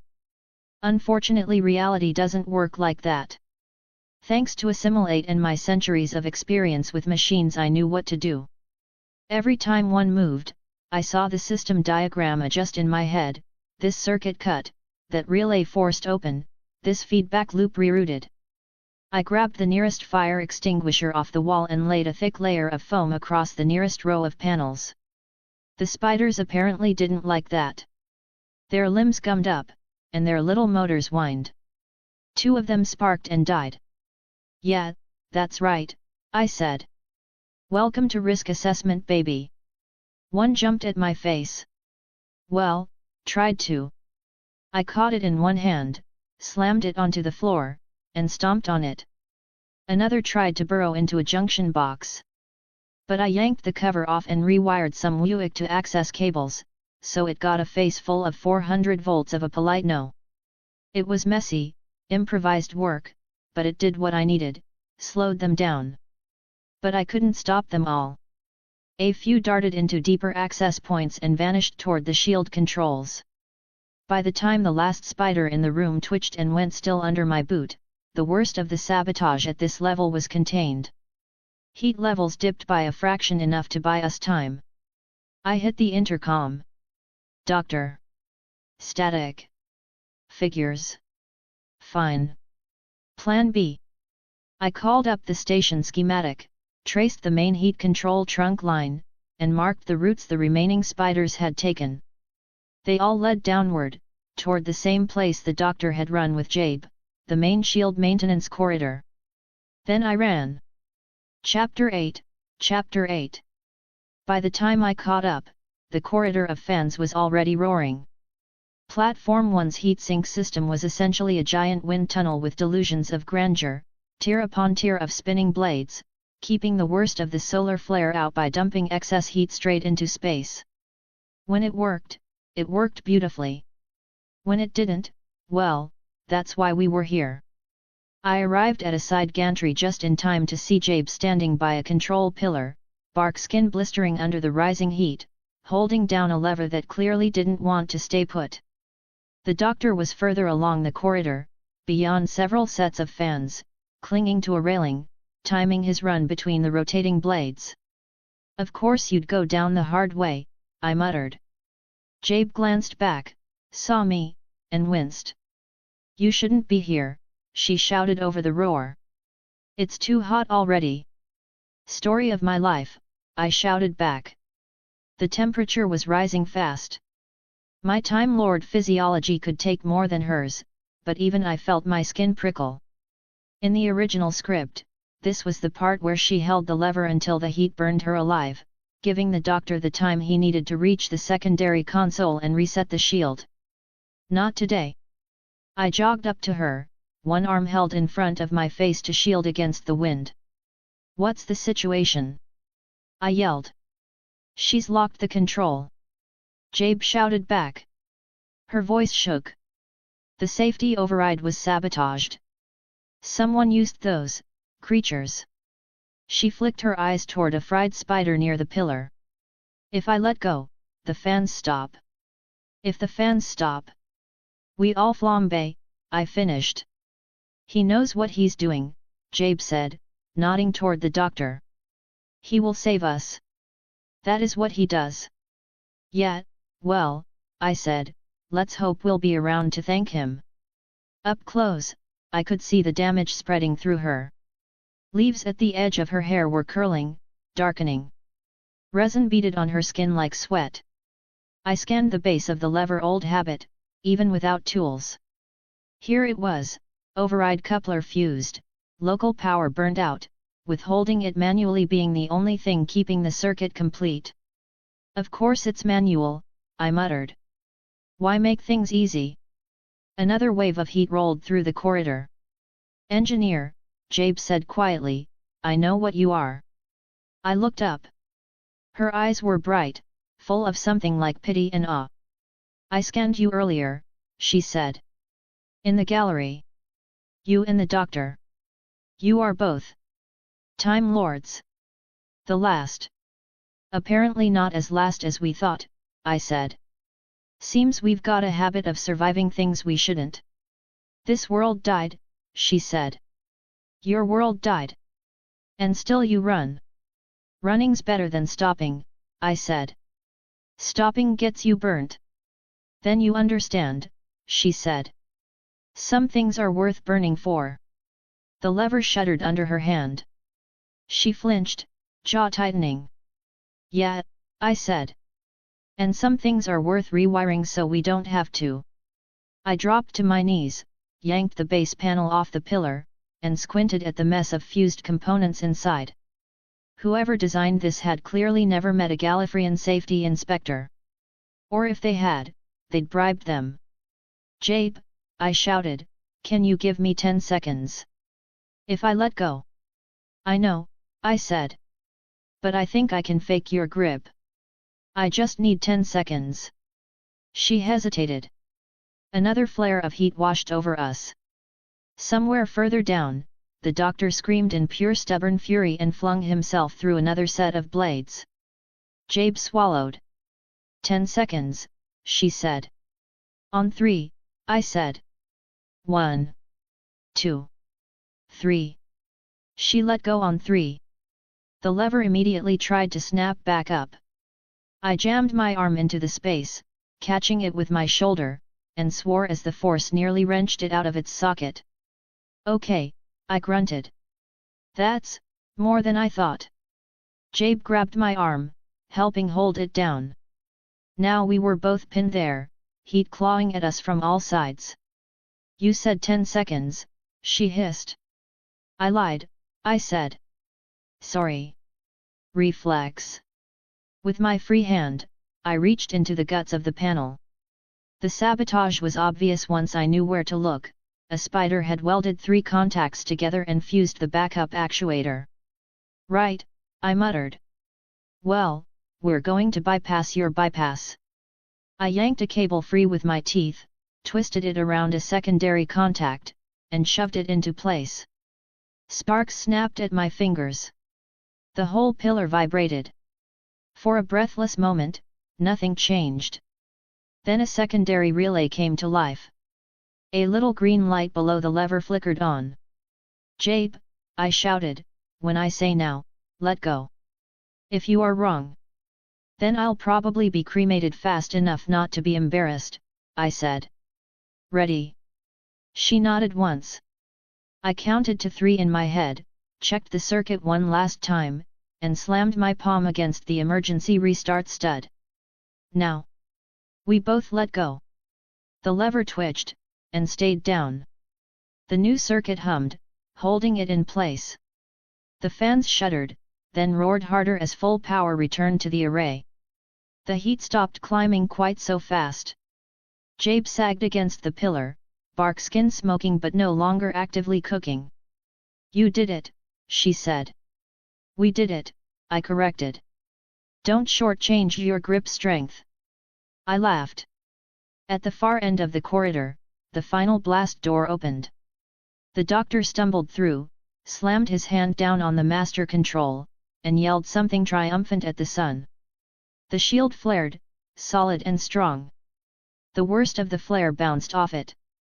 Platform 1 steadied. We weren't out of danger yet, not until the systems had finished rebooting and Cassandra had been dealt with, but we'd passed the bit where Jabe died. I helped Jabe to her feet. Go back up, I said. Your people will be worried. And you? She asked. I've got to see a stretched trampoline about a murder, I said. She actually laughed. You are strange, she said. Even for a Time Lord. What can I say, I said. I guess I'm special. She inclined her head, an oddly formal bow even half burnt, and moved away up the corridor. I took one last look at the lever still holding, good, and then ran to catch up with the doctor. The confrontation with Cassandra, once the immediate crisis was over, went much the same way as in the original. We dragged her back well, the doctor dragged, I fiddled with the controls to the platform, reversing her little teleport trick. Her frame reconstituted, skin stretched, eyes blinking wide in indignation. How dare you, she spat. I was saving myself. You were killing everyone else, Rose snapped. Just for money. The doctor's face was stone. Last human, he said quietly. And that's what you did with it. Cassandra tried the waterworks, the please, the I'm too important to die. She looked at me, searching for sympathy. You're a mechanic, she said desperately. You fix things. Fix me. You're not broken, I said. The doctor's hand hovered over the control that would summon her attendants, the ones who kept her moisturized and her frame stable. He didn't press it. Instead, he tapped the valve that controlled the room's humidity. Just a nudge. The air around Cassandra started to dry. Doctor, she gasped. Please. His jaw clenched. I watched him fight with himself. Mercy, anger, grief, survivor's guilt, it was all there, boiling. I could have stepped in. Could have saved her. Technically. I didn't. Jabe had nearly died doing something selfless. Cassandra had nearly killed everyone doing something selfish. If I started fixing that balance, I wasn't an engineer anymore. I was playing judge. I'd drawn a line. I stuck to it. Cassandra's skin cracked. Her last word was her own name, as if saying it would anchor her. Then she burst. Rose flinched. The doctor turned away, face unreadable. I took a quiet breath and filed the moment away as a warning. This universe was not a tidy system. I couldn't fix every wobble without breaking the whole structure. But saving one tree person in a burning corridor? That, apparently, I could get away with. Later, after the guests had scattered and platform 1 had started to cool, we stood at the viewing window again. Earth was gone. Just dust and light in the wake of the expanding sun. Rose stared at the empty space where her planet had been. Just like that, she said. Just like that, the doctor said. His voice was soft now. It's gone. But you lot, you went on. You spread out. You survived. Rose glanced at me. Is she okay? Singed a little, I said. Also very angry. She's planning a very stern letter to the platform's safety committee. I may or may not have had a hand in that decision. Rose smiled a little at that. Good. We watched the sun for a while. Eventually, the doctor straightened. Right then, he said. One apocalypse is enough for a Saturday. Back to the box. He turned and strode away. Rose lingered for a second longer, then pushed herself off the glass and followed. I stayed a moment more. Goodbye, Earth, I thought. Again. Then I turned my back on the ashes and went after them, toward the blue box, the humming engines, and whatever came next. The engineer had work to do. Chapter 9. Back in the TARDIS, I shut the door as I was the last one to enter. The doctor was already adjusting the settings on the controls and started the dematerialization as soon as the door was closed. The engines whirred with a noise that sounded like somebody had left the handbrake on. Coincidence? I was itching to start maintenance as soon as possible, but one look at Rose told me she hadn't exactly processed our previous adventure yet. Rose went straight to the railing and gripped it with both hands, knuckles white.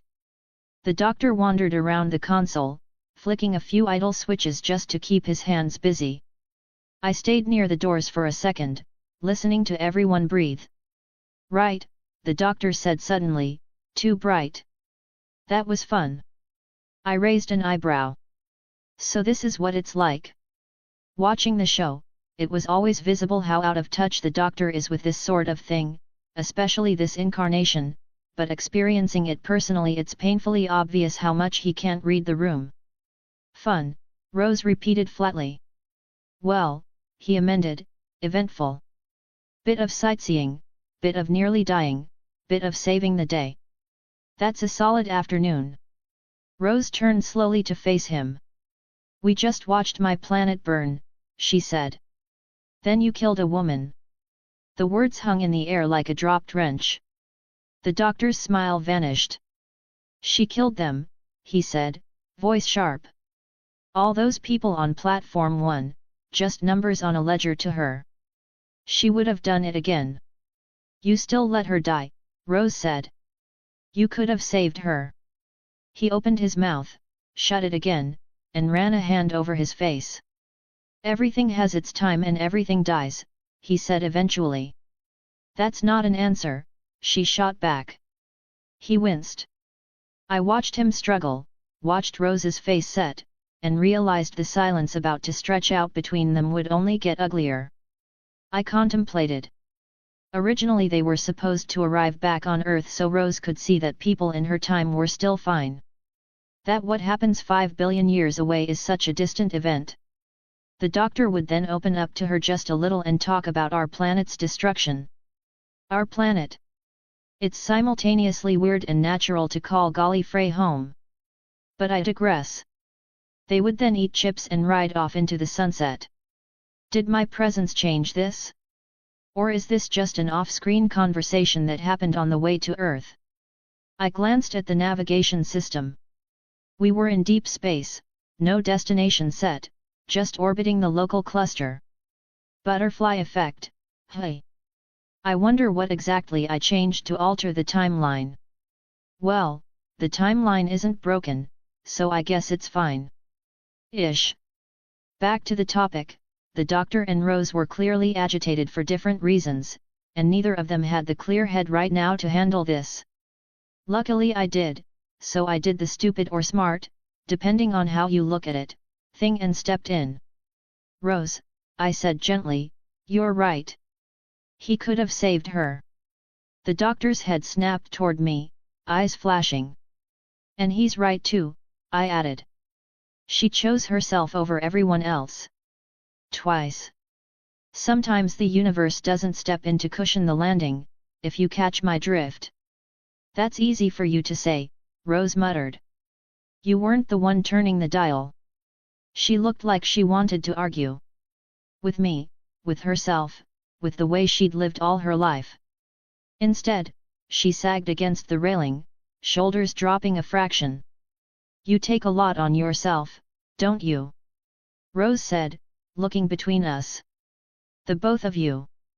Someone has to, the doctor muttered. Rose rubbed her eyes and sniffed.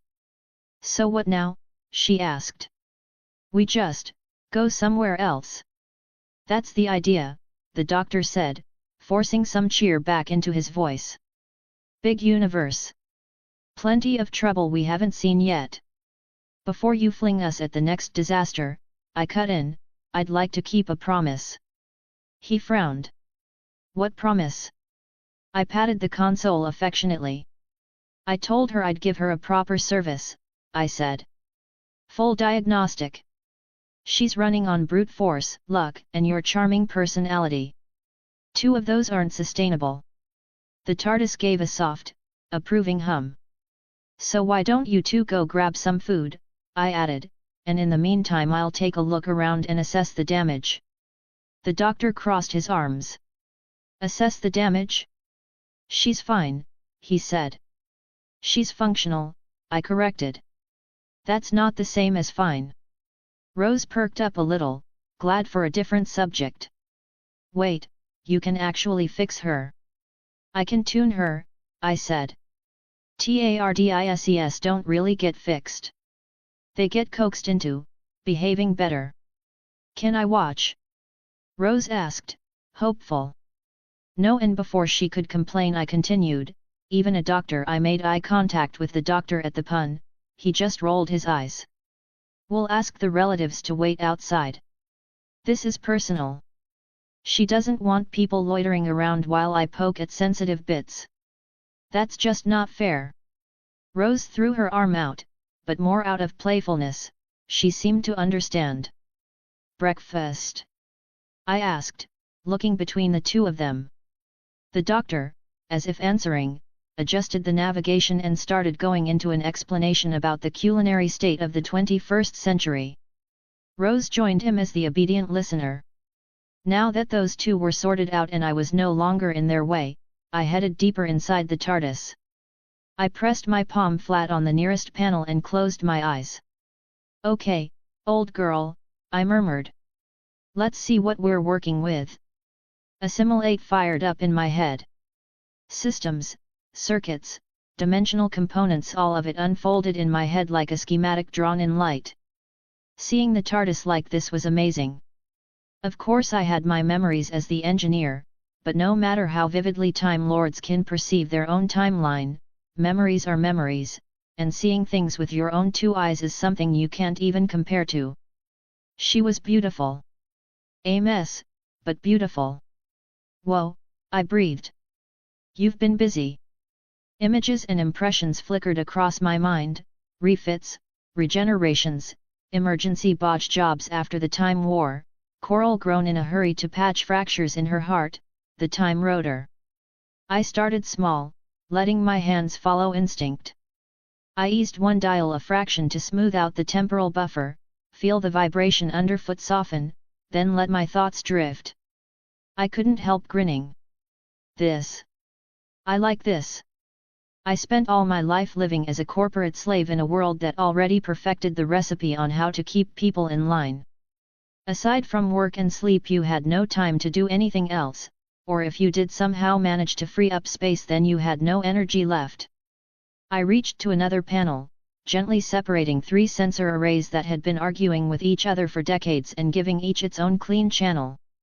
The hum around me shifted, less strained. So I couldn't help but laugh quietly at the prospect that now I'm finally free to live. Speaking of which, I could see how my presence can actually stir the timeline. I rerouted a power conduit that had been sharing a line with the noisiest part of the engines. No wonder she'd been howling whenever the doctor floored it and watched the stress readings drop. Small acts change small things, but those small things could result in disasters. Take the doctor and Rose for example. If I hadn't stepped in, it was very likely they wouldn't have handled their argument properly, simply because they talked in the TARDIS instead of back on Earth. I tightened a feedback regulator, listening as the temporal field evened out another notch. Did Rose not ask to be brought back home because my extra presence felt comforting enough to her? Or did the doctor just forget to offer? He's done this so many times, with so many humans across so many lifetimes, that what feels normal to him now probably looks like madness to someone fresh off the streets. Maybe he assumed she'd say yes because they always do, and never stopped to think about what that actually felt like for her. I should have known better, too. He's traveled with humans longer than I've been alive. He knows how they break, how they bend. So why didn't he offer to take her home? And why didn't she ask? I moved to a different panel, clearing a cluster of minor errors the TARDIS had been quietly compensating for on her own. Lights above me shifted from harsh white to a warmer ember. So now what? If I stay here, I'll change things without knowing, and if those changes result in problems I can't handle or fix in time, then a companion might as well leave on day one. If Rose had left, then no bad wolf, no growth for the doctor, and the 10th incarnation might be someone completely different. I paused, fingers resting on a housing, feeling the ship breathe around me. But what options do I even have? If I leave the TARDIS, then what? What would I even do? I nudged a failing coupler back into alignment and watched the strain on the drive drop. I guess I could scavenge enough parts to get out of Earth and go to the nearest space hub to do something there. Or I could just ask the doctor to drop me at said hub in, I don't know, the 50th century to begin with. What would I even do there? I guess leaving the TARDIS would simply mean ordinary space adventure. I mean, it could work.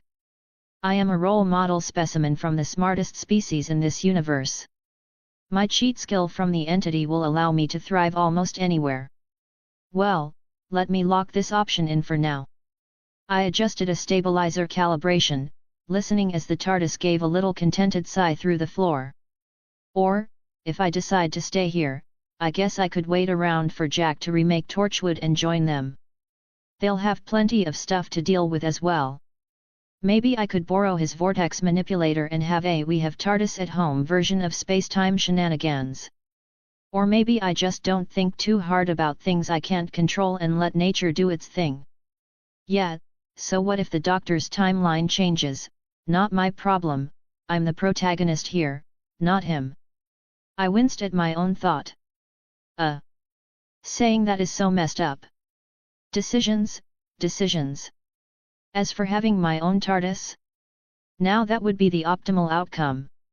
Question is, how? How would I even get one of those? I checked a growth node and felt her respond by slowly knitting a stress fracture in a supporting column. Growing my own? I mean, I could ask for a seed and nurture it for a couple decades. Time I have, after all. Or, since I know Gallifrey isn't actually destroyed and I know where to find it, I could sneak back in to also steal one. Haha, that would actually be hilarious. The TARDIS made a noise that told me she found that idea hilarious too.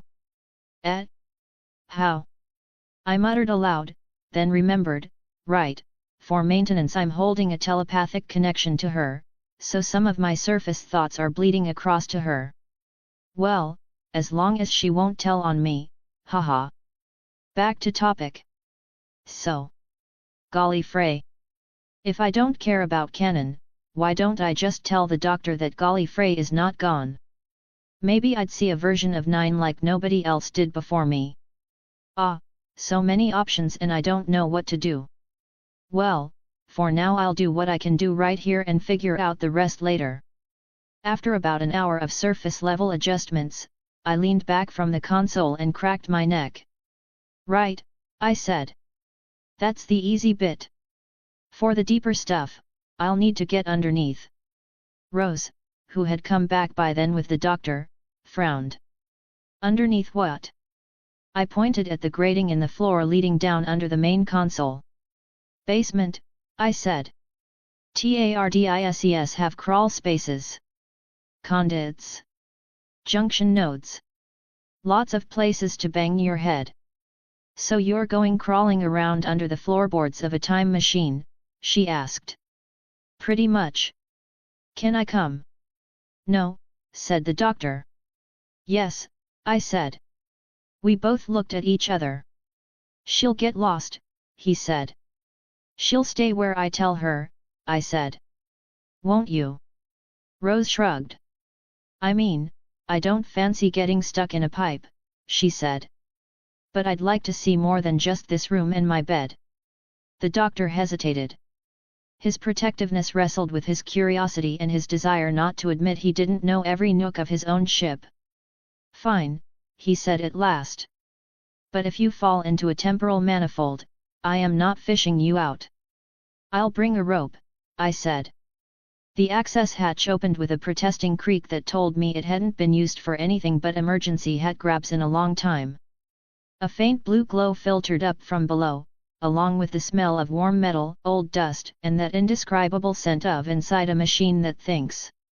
After you, I said to Rose. Very funny, she said. You first. I climbed down the ladder, boots clanging lightly, and stepped into the under-console space. Rose followed more cautiously, gripping each rung like it might decide to vanish. Down here, the heart of the room felt closer. Conduits ran along the walls and ceiling, pulsing faintly. Crystalline nodes glowed with soft light. Panels were open where someone, probably the doctor, in a hurry had yanked them off and never bothered to put them back. Rose looked around with wide eyes. It's like being inside a boiler room designed by a fairy, she said. That is surprisingly accurate, I said. Mind your head. I ducked under a low beam and patted a junction block affectionately. All right, sweetheart, I murmured. Let's see where you're hurting. She showed me, and I started patching. As I worked, Rose settled on an overturned crate and watched. So, she said after a while, was this what you did? Back on. Golly Frey. Pretty much, I said. Bigger workshops, more shouting. Less running from mannequins. Did you like it? Fixing things. I said. Yeah. You learn a lot about people from their machines. How they treat them. How much they trust them. How much they take them for granted. TARDISES, special, though. How? They're alive, I said simply, gesturing around me. They choose you as much as you choose them. Most Time Lords thought of them as tools. Some of us knew better. Like you. Like me, I said. Like him. She picked at a flake of paint on the crate. And your world, she said quietly. It's really gone. I hesitated. That came up sooner than expected. For now. Yeah, I said. It's gone. I'm sorry, she said. Me too, I replied. We sat in the hum for a second. You seem. I don't know. Okay about it, she said. Not like him. Oh, they had the conversation? Nice. Different angles, I said. He was there at the end. I was, elsewhere. Evacuation stuff. I got the news second-hand. Does that make it easier? No, I said. Just, we processed it different. She chewed her lip. Well, once you make peace with the idea and learn how to live with it, you get used to it, I offered. Do you? I thought about that. No, I admitted. You just get better at pretending. She nodded slowly, like that made a cruel sort of sense. Well, she said eventually, for what it's worth, I'm glad you're here now. Otherwise we'd all be barbecue. Glad to be useful, I said lightly. I have a brand to maintain. The engineer, she said, rolling the name around. Still weird. You'll get used to it, I said. I'll try. How do these even work? Are you seriously called that? The engineer? The doctor. You see, we're not actually born as Time Lords, I said. We're, at birth, simply Gallifreyan. I saw the confusion forming and continued before she could ask. It's like, you aren't born a human being, you're born an Earthling. And if you wanted human to be a title, you'd have to go through rigorous training and education and so on. I paused as a very stupid idea crossed my mind. Hey, wouldn't that actually solve a lot of problems on Earth? That only if you prove yourself to be an okay-ish individual can you be called human. That would certainly filter out some of the room temperature IQ individuals. Oh, yet another one of my weird and horrible suggestions. I realized I'd gone quiet. Rose was watching me with a face that conveyed sympathy. Ah! She probably thought I was absorbed in the horrible reality that my people aren't even considered my people unless they prove themselves. Maybe that Earthling/human idea would be a terrible one after all. Anyway, I said, if you want to be a Time Lord you'll need to earn it. You go to the Academy, a huge, smug place up in the Citadel, and spent decades buried in temporal mechanics, history, politics, and a lot of exams designed to make you hate clocks. When you're still far too young they stand you in front of the untempered schism and let you look directly into the time vortex. Some run away, some go mad, some think very hard and stay. I checked a relay while I talked, tightening a loose connection. If you survive all that, pass your examinations, don't get expelled for blowing up a practice TARDIS, and your tutors don't fail you out of sheer irritation, you get offered the title. They give you a second heart, a full regeneration cycle, access to the big levers instead of just polishing them. I glanced at her. And with that comes an oath, and a name you choose yourself. You stop being just who you were and become the thing you've decided to be. What was your oath? Rose asked quietly. In the repair bays under the Citadel, I said, the memory rising unbidden. Hand on a live console, supervisors glowering from the gantry. I swore. I will listen before I touch. I will mend what I break and leave what I cannot mend. I will keep engines honest and pilots humble. I will walk between disaster and design. And serve the ship, the crew, and the timeline. Before my own pride.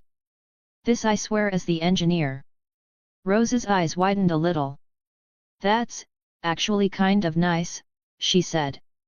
And the doctor? He took a different sort of oath, I said. Different name, different weight. The master picked his. Others picked worse. But once you choose, that's how the universe knows you. It's not just a name, it's a job description you can never quite quit. And you picked engineer. Someone had to fix what the rest of them broke, I said. Might as well be honest about it. She smiled. Yeah, she said. That fits. We spent another hour under the console. I replaced a cracked stabilizer crystal with a spare the TARDIS helpfully grew on the spot. I split a power feed that had been overloaded since at least the Time War and redirected it through a less traumatized relay. I even found the source of that faint rattle in the portside temporal dampers and, with great satisfaction, removed the offending bolt that had been bouncing around for what felt like centuries. Is that it? Rose asked as I held up the bolt. Never underestimate the power of one loose part, I said. Ask any mechanic. By the time we climbed back up into the console room, the whole space felt different. Subtler curves in the hum. A little more spring in the floor. The time rotor's motion was smoother, less jerky. The doctor noticed immediately, of course. What have you done? He demanded. Tidied up, I said. She'll still get you into trouble. She'll just take longer to fall apart while doing it. He laid a hand on the console, eyes narrowing as he listened. She's quieter, he muttered. In a good way. You're welcome, I said. He gave me a long look. You're dangerous, he said at last. Professionally, I agreed. Rose laughed. Later, when she'd wandered off to explore whatever corridor the TARDIS felt like showing her, it was just me and the doctor by the console. He leaned against it with his arms folded, watching me as I checked one last reading. So, he said, you're staying, then. It wasn't really a question. I met his gaze. Unless you plan to throw me out at the next stop, I said. He considered this. Tempting, he said. But no. You're handy in a crisis. And she likes you. He patted the console. The TARDIS chimed in agreement. And you? I asked. He looked away. I don't. He stopped, started again. I don't know what to make of you yet. Another Time Lord who isn't them. Disappointing, isn't it? I said softly. We don't all come with evil cloaks and a world-ending plan. He huffed a laugh despite himself. Give it time, he said. He tapped the console lightly. Next stop, he said, flipping a switch, somewhere with less fire. I promised you a time machine, and that's what you're getting. Now, you've seen the future, let's have a look at the past. 1860. How does 1860 sound, Rose Tyler? He called down the corridor. Her voice drifted back faintly. What happened in 1860? I don't know, let's find out, he said cheerfully. He started setting coordinates. The TARDIS hummed, happier than she'd been in a long time. I rested my hands on the console, feeling her spin up for the next jump. Another world. Another mess. More work. The doctor grinned at me over the controls. Ready, engineer? I smiled back. Always, doctor. I said.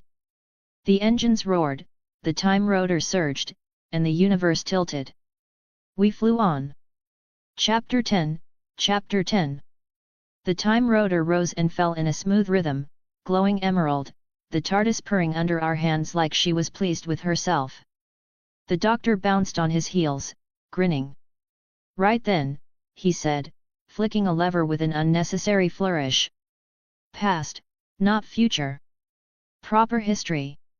Naples, Christmas Eve, 1860. Roast chestnuts, carols, a bit of snow if we're lucky. You'll love it. Rose leaned on the rail, eyes bright again. The memory of Platform 1 hadn't disappeared, but it had moved into the background. Christmas in the past, she said. That's mad. Like, it only happens once, yet? One Christmas, one day, then it's gone. But you, she nodded at him, you can just go back. See it again.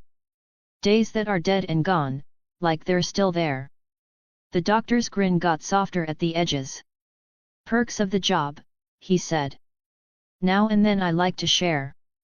I watched them over the console rim. The unquiet dead. Cardiff, not Naples, gas ghosts, Dickens, one very overworked undertaker, and a medium who deserved better. I don't know about everyone else, but for me it was essentially an early series filler. It had decent atmosphere, I guess, with solid character work, but all in all nothing earth-shattering. From a narrative point of view, this was where the show proved it could do historical again. But from my point of view, it was a chance for those two to have their first proper adventure together. Given how much I didn't care what was going to happen, I didn't want to stand in the middle of their fun. The TARDIS shivered as we hit the vortex. The time rotor picked up speed, light strobing up and down the column. I checked a few readouts, more out of habit than necessity. Coordinates set? I asked. Of course, the doctor said. I'm an expert.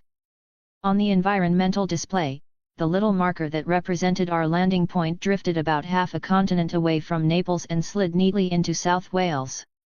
The date flickered, adjusted itself to 1869. I raised an eyebrow. The TARDIS hummed at me, smug. Cardiff. The Gelth. And zombies. Met.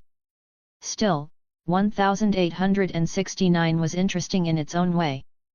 Early gas infrastructure, pre-electric lighting, oh, and don't forget the terrible labor rights. From an engineer's perspective, this was a playground. The engines slowed. The time rotor's motion eased. We schemed out of the vortex and locked onto real space with a soft bump. Materialization complete. We're there, the doctor said. Naples. Sure we are, I murmured under my breath. He ran to the doors, threw them open and stepped aside with theatrical flourish.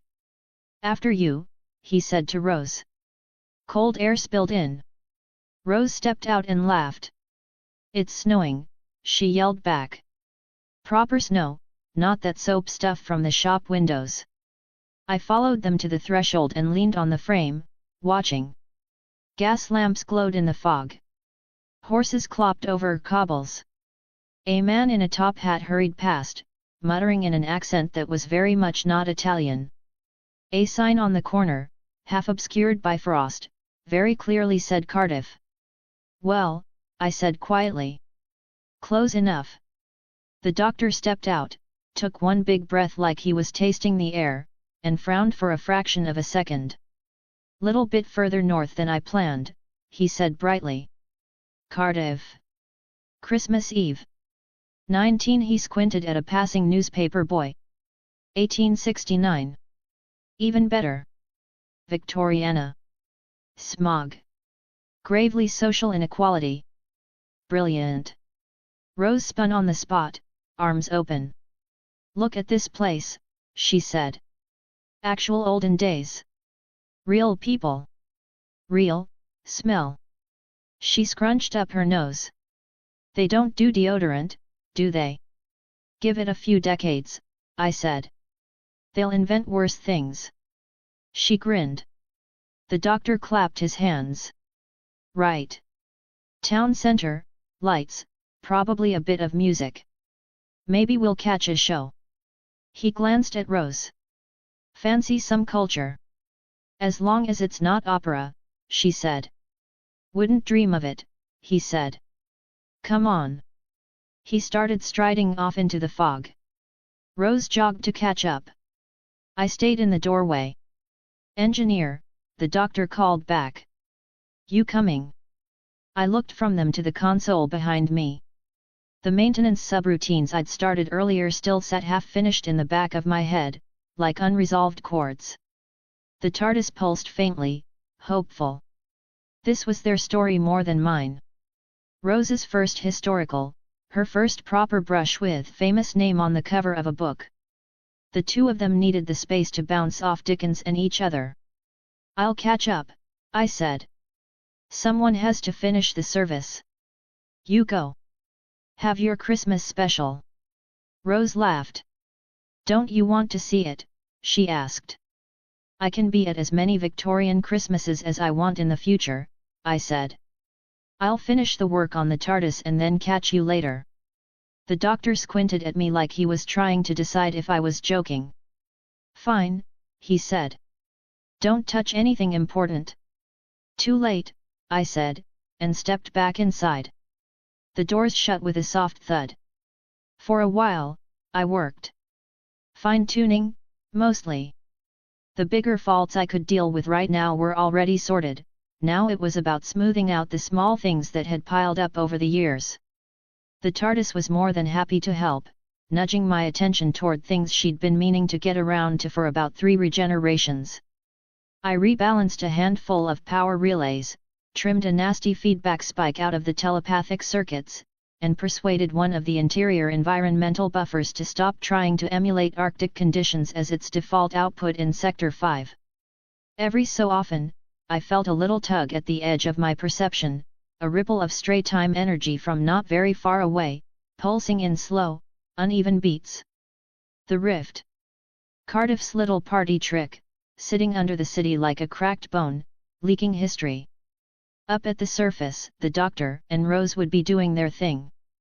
Dickens would be fretting, Sneed would be panicking, and Gwyneth would be trying her best. I didn't need to be there for any of that. The episode worked fine without me. Still. After a while, the TARDIS's hum settled into a more content tone, like a cat that's finally found a comfortable position. The maintenance queue in my head dropped from overwhelming to ambitious. "All right," I said, wiping dust off my hands. "You're as stable as you're going to get without dry docking for a century." She gave a satisfied little thrum. The rift's pulse tugged again. Stronger than before. I sighed. "Fine," I told nobody. "I'll go for a walk." Cardiff in 1869 felt smaller than the city I remembered from my first life's TV documentaries and my second life's stray visits. Tighter streets, lower buildings, everything layered in coal smoke and fog.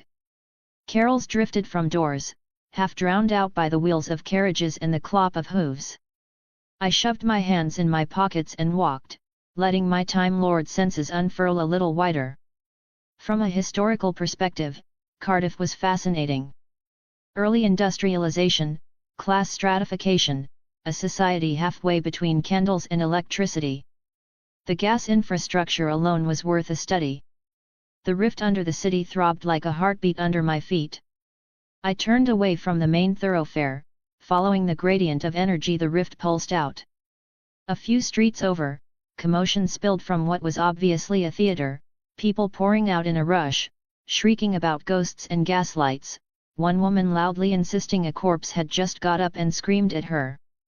I paused at the corner, listened long enough to tick haunted performance off the mental checklist, and kept walking. "Yep, not my problem," I murmured. "That's their bit, so let them have it." A carriage clattered past me a minute later, driver snapping the reins. A man with a worried scowl and a girl in a shawl sat on the box. In the back, I caught a glimpse of something pale slumped against the wood. Soon they were gone into the fog. Timeline proceeding as scheduled. The farther I walked, the stronger the pull was. It wasn't a straight line, it bent through the streets, dipping and weaving, drawn to a knot where space and time had worn thin long before the Gelf ever noticed it. I found myself on a quieter lane, away from the main road. There were no people here. Just empty streets with flickering gas lamps. Ahead, a squat building hunched against the cold, windows dim, sign creaking above the door, Sneed Undertaker. Ah, of course. The rift pulsed directly underneath it. Obviously the node was going to be at the place where the ghost people were. Or rather, the ghost people chose this location where the node is. I stopped on the opposite pavement and looked up at the facade. If this were a TV episode, this would be the part where I sigh, roll my eyes, and go knock on the door so I can pop up dramatically in the middle of the plot. Instead, I looked down. A cast iron plate sat half hidden in the gutter, stamped with the local gas company's mark. "Hello," I said softly. "What are you doing here?" The rift's energy and the gas lines were braided together under my feet, resonating with each other.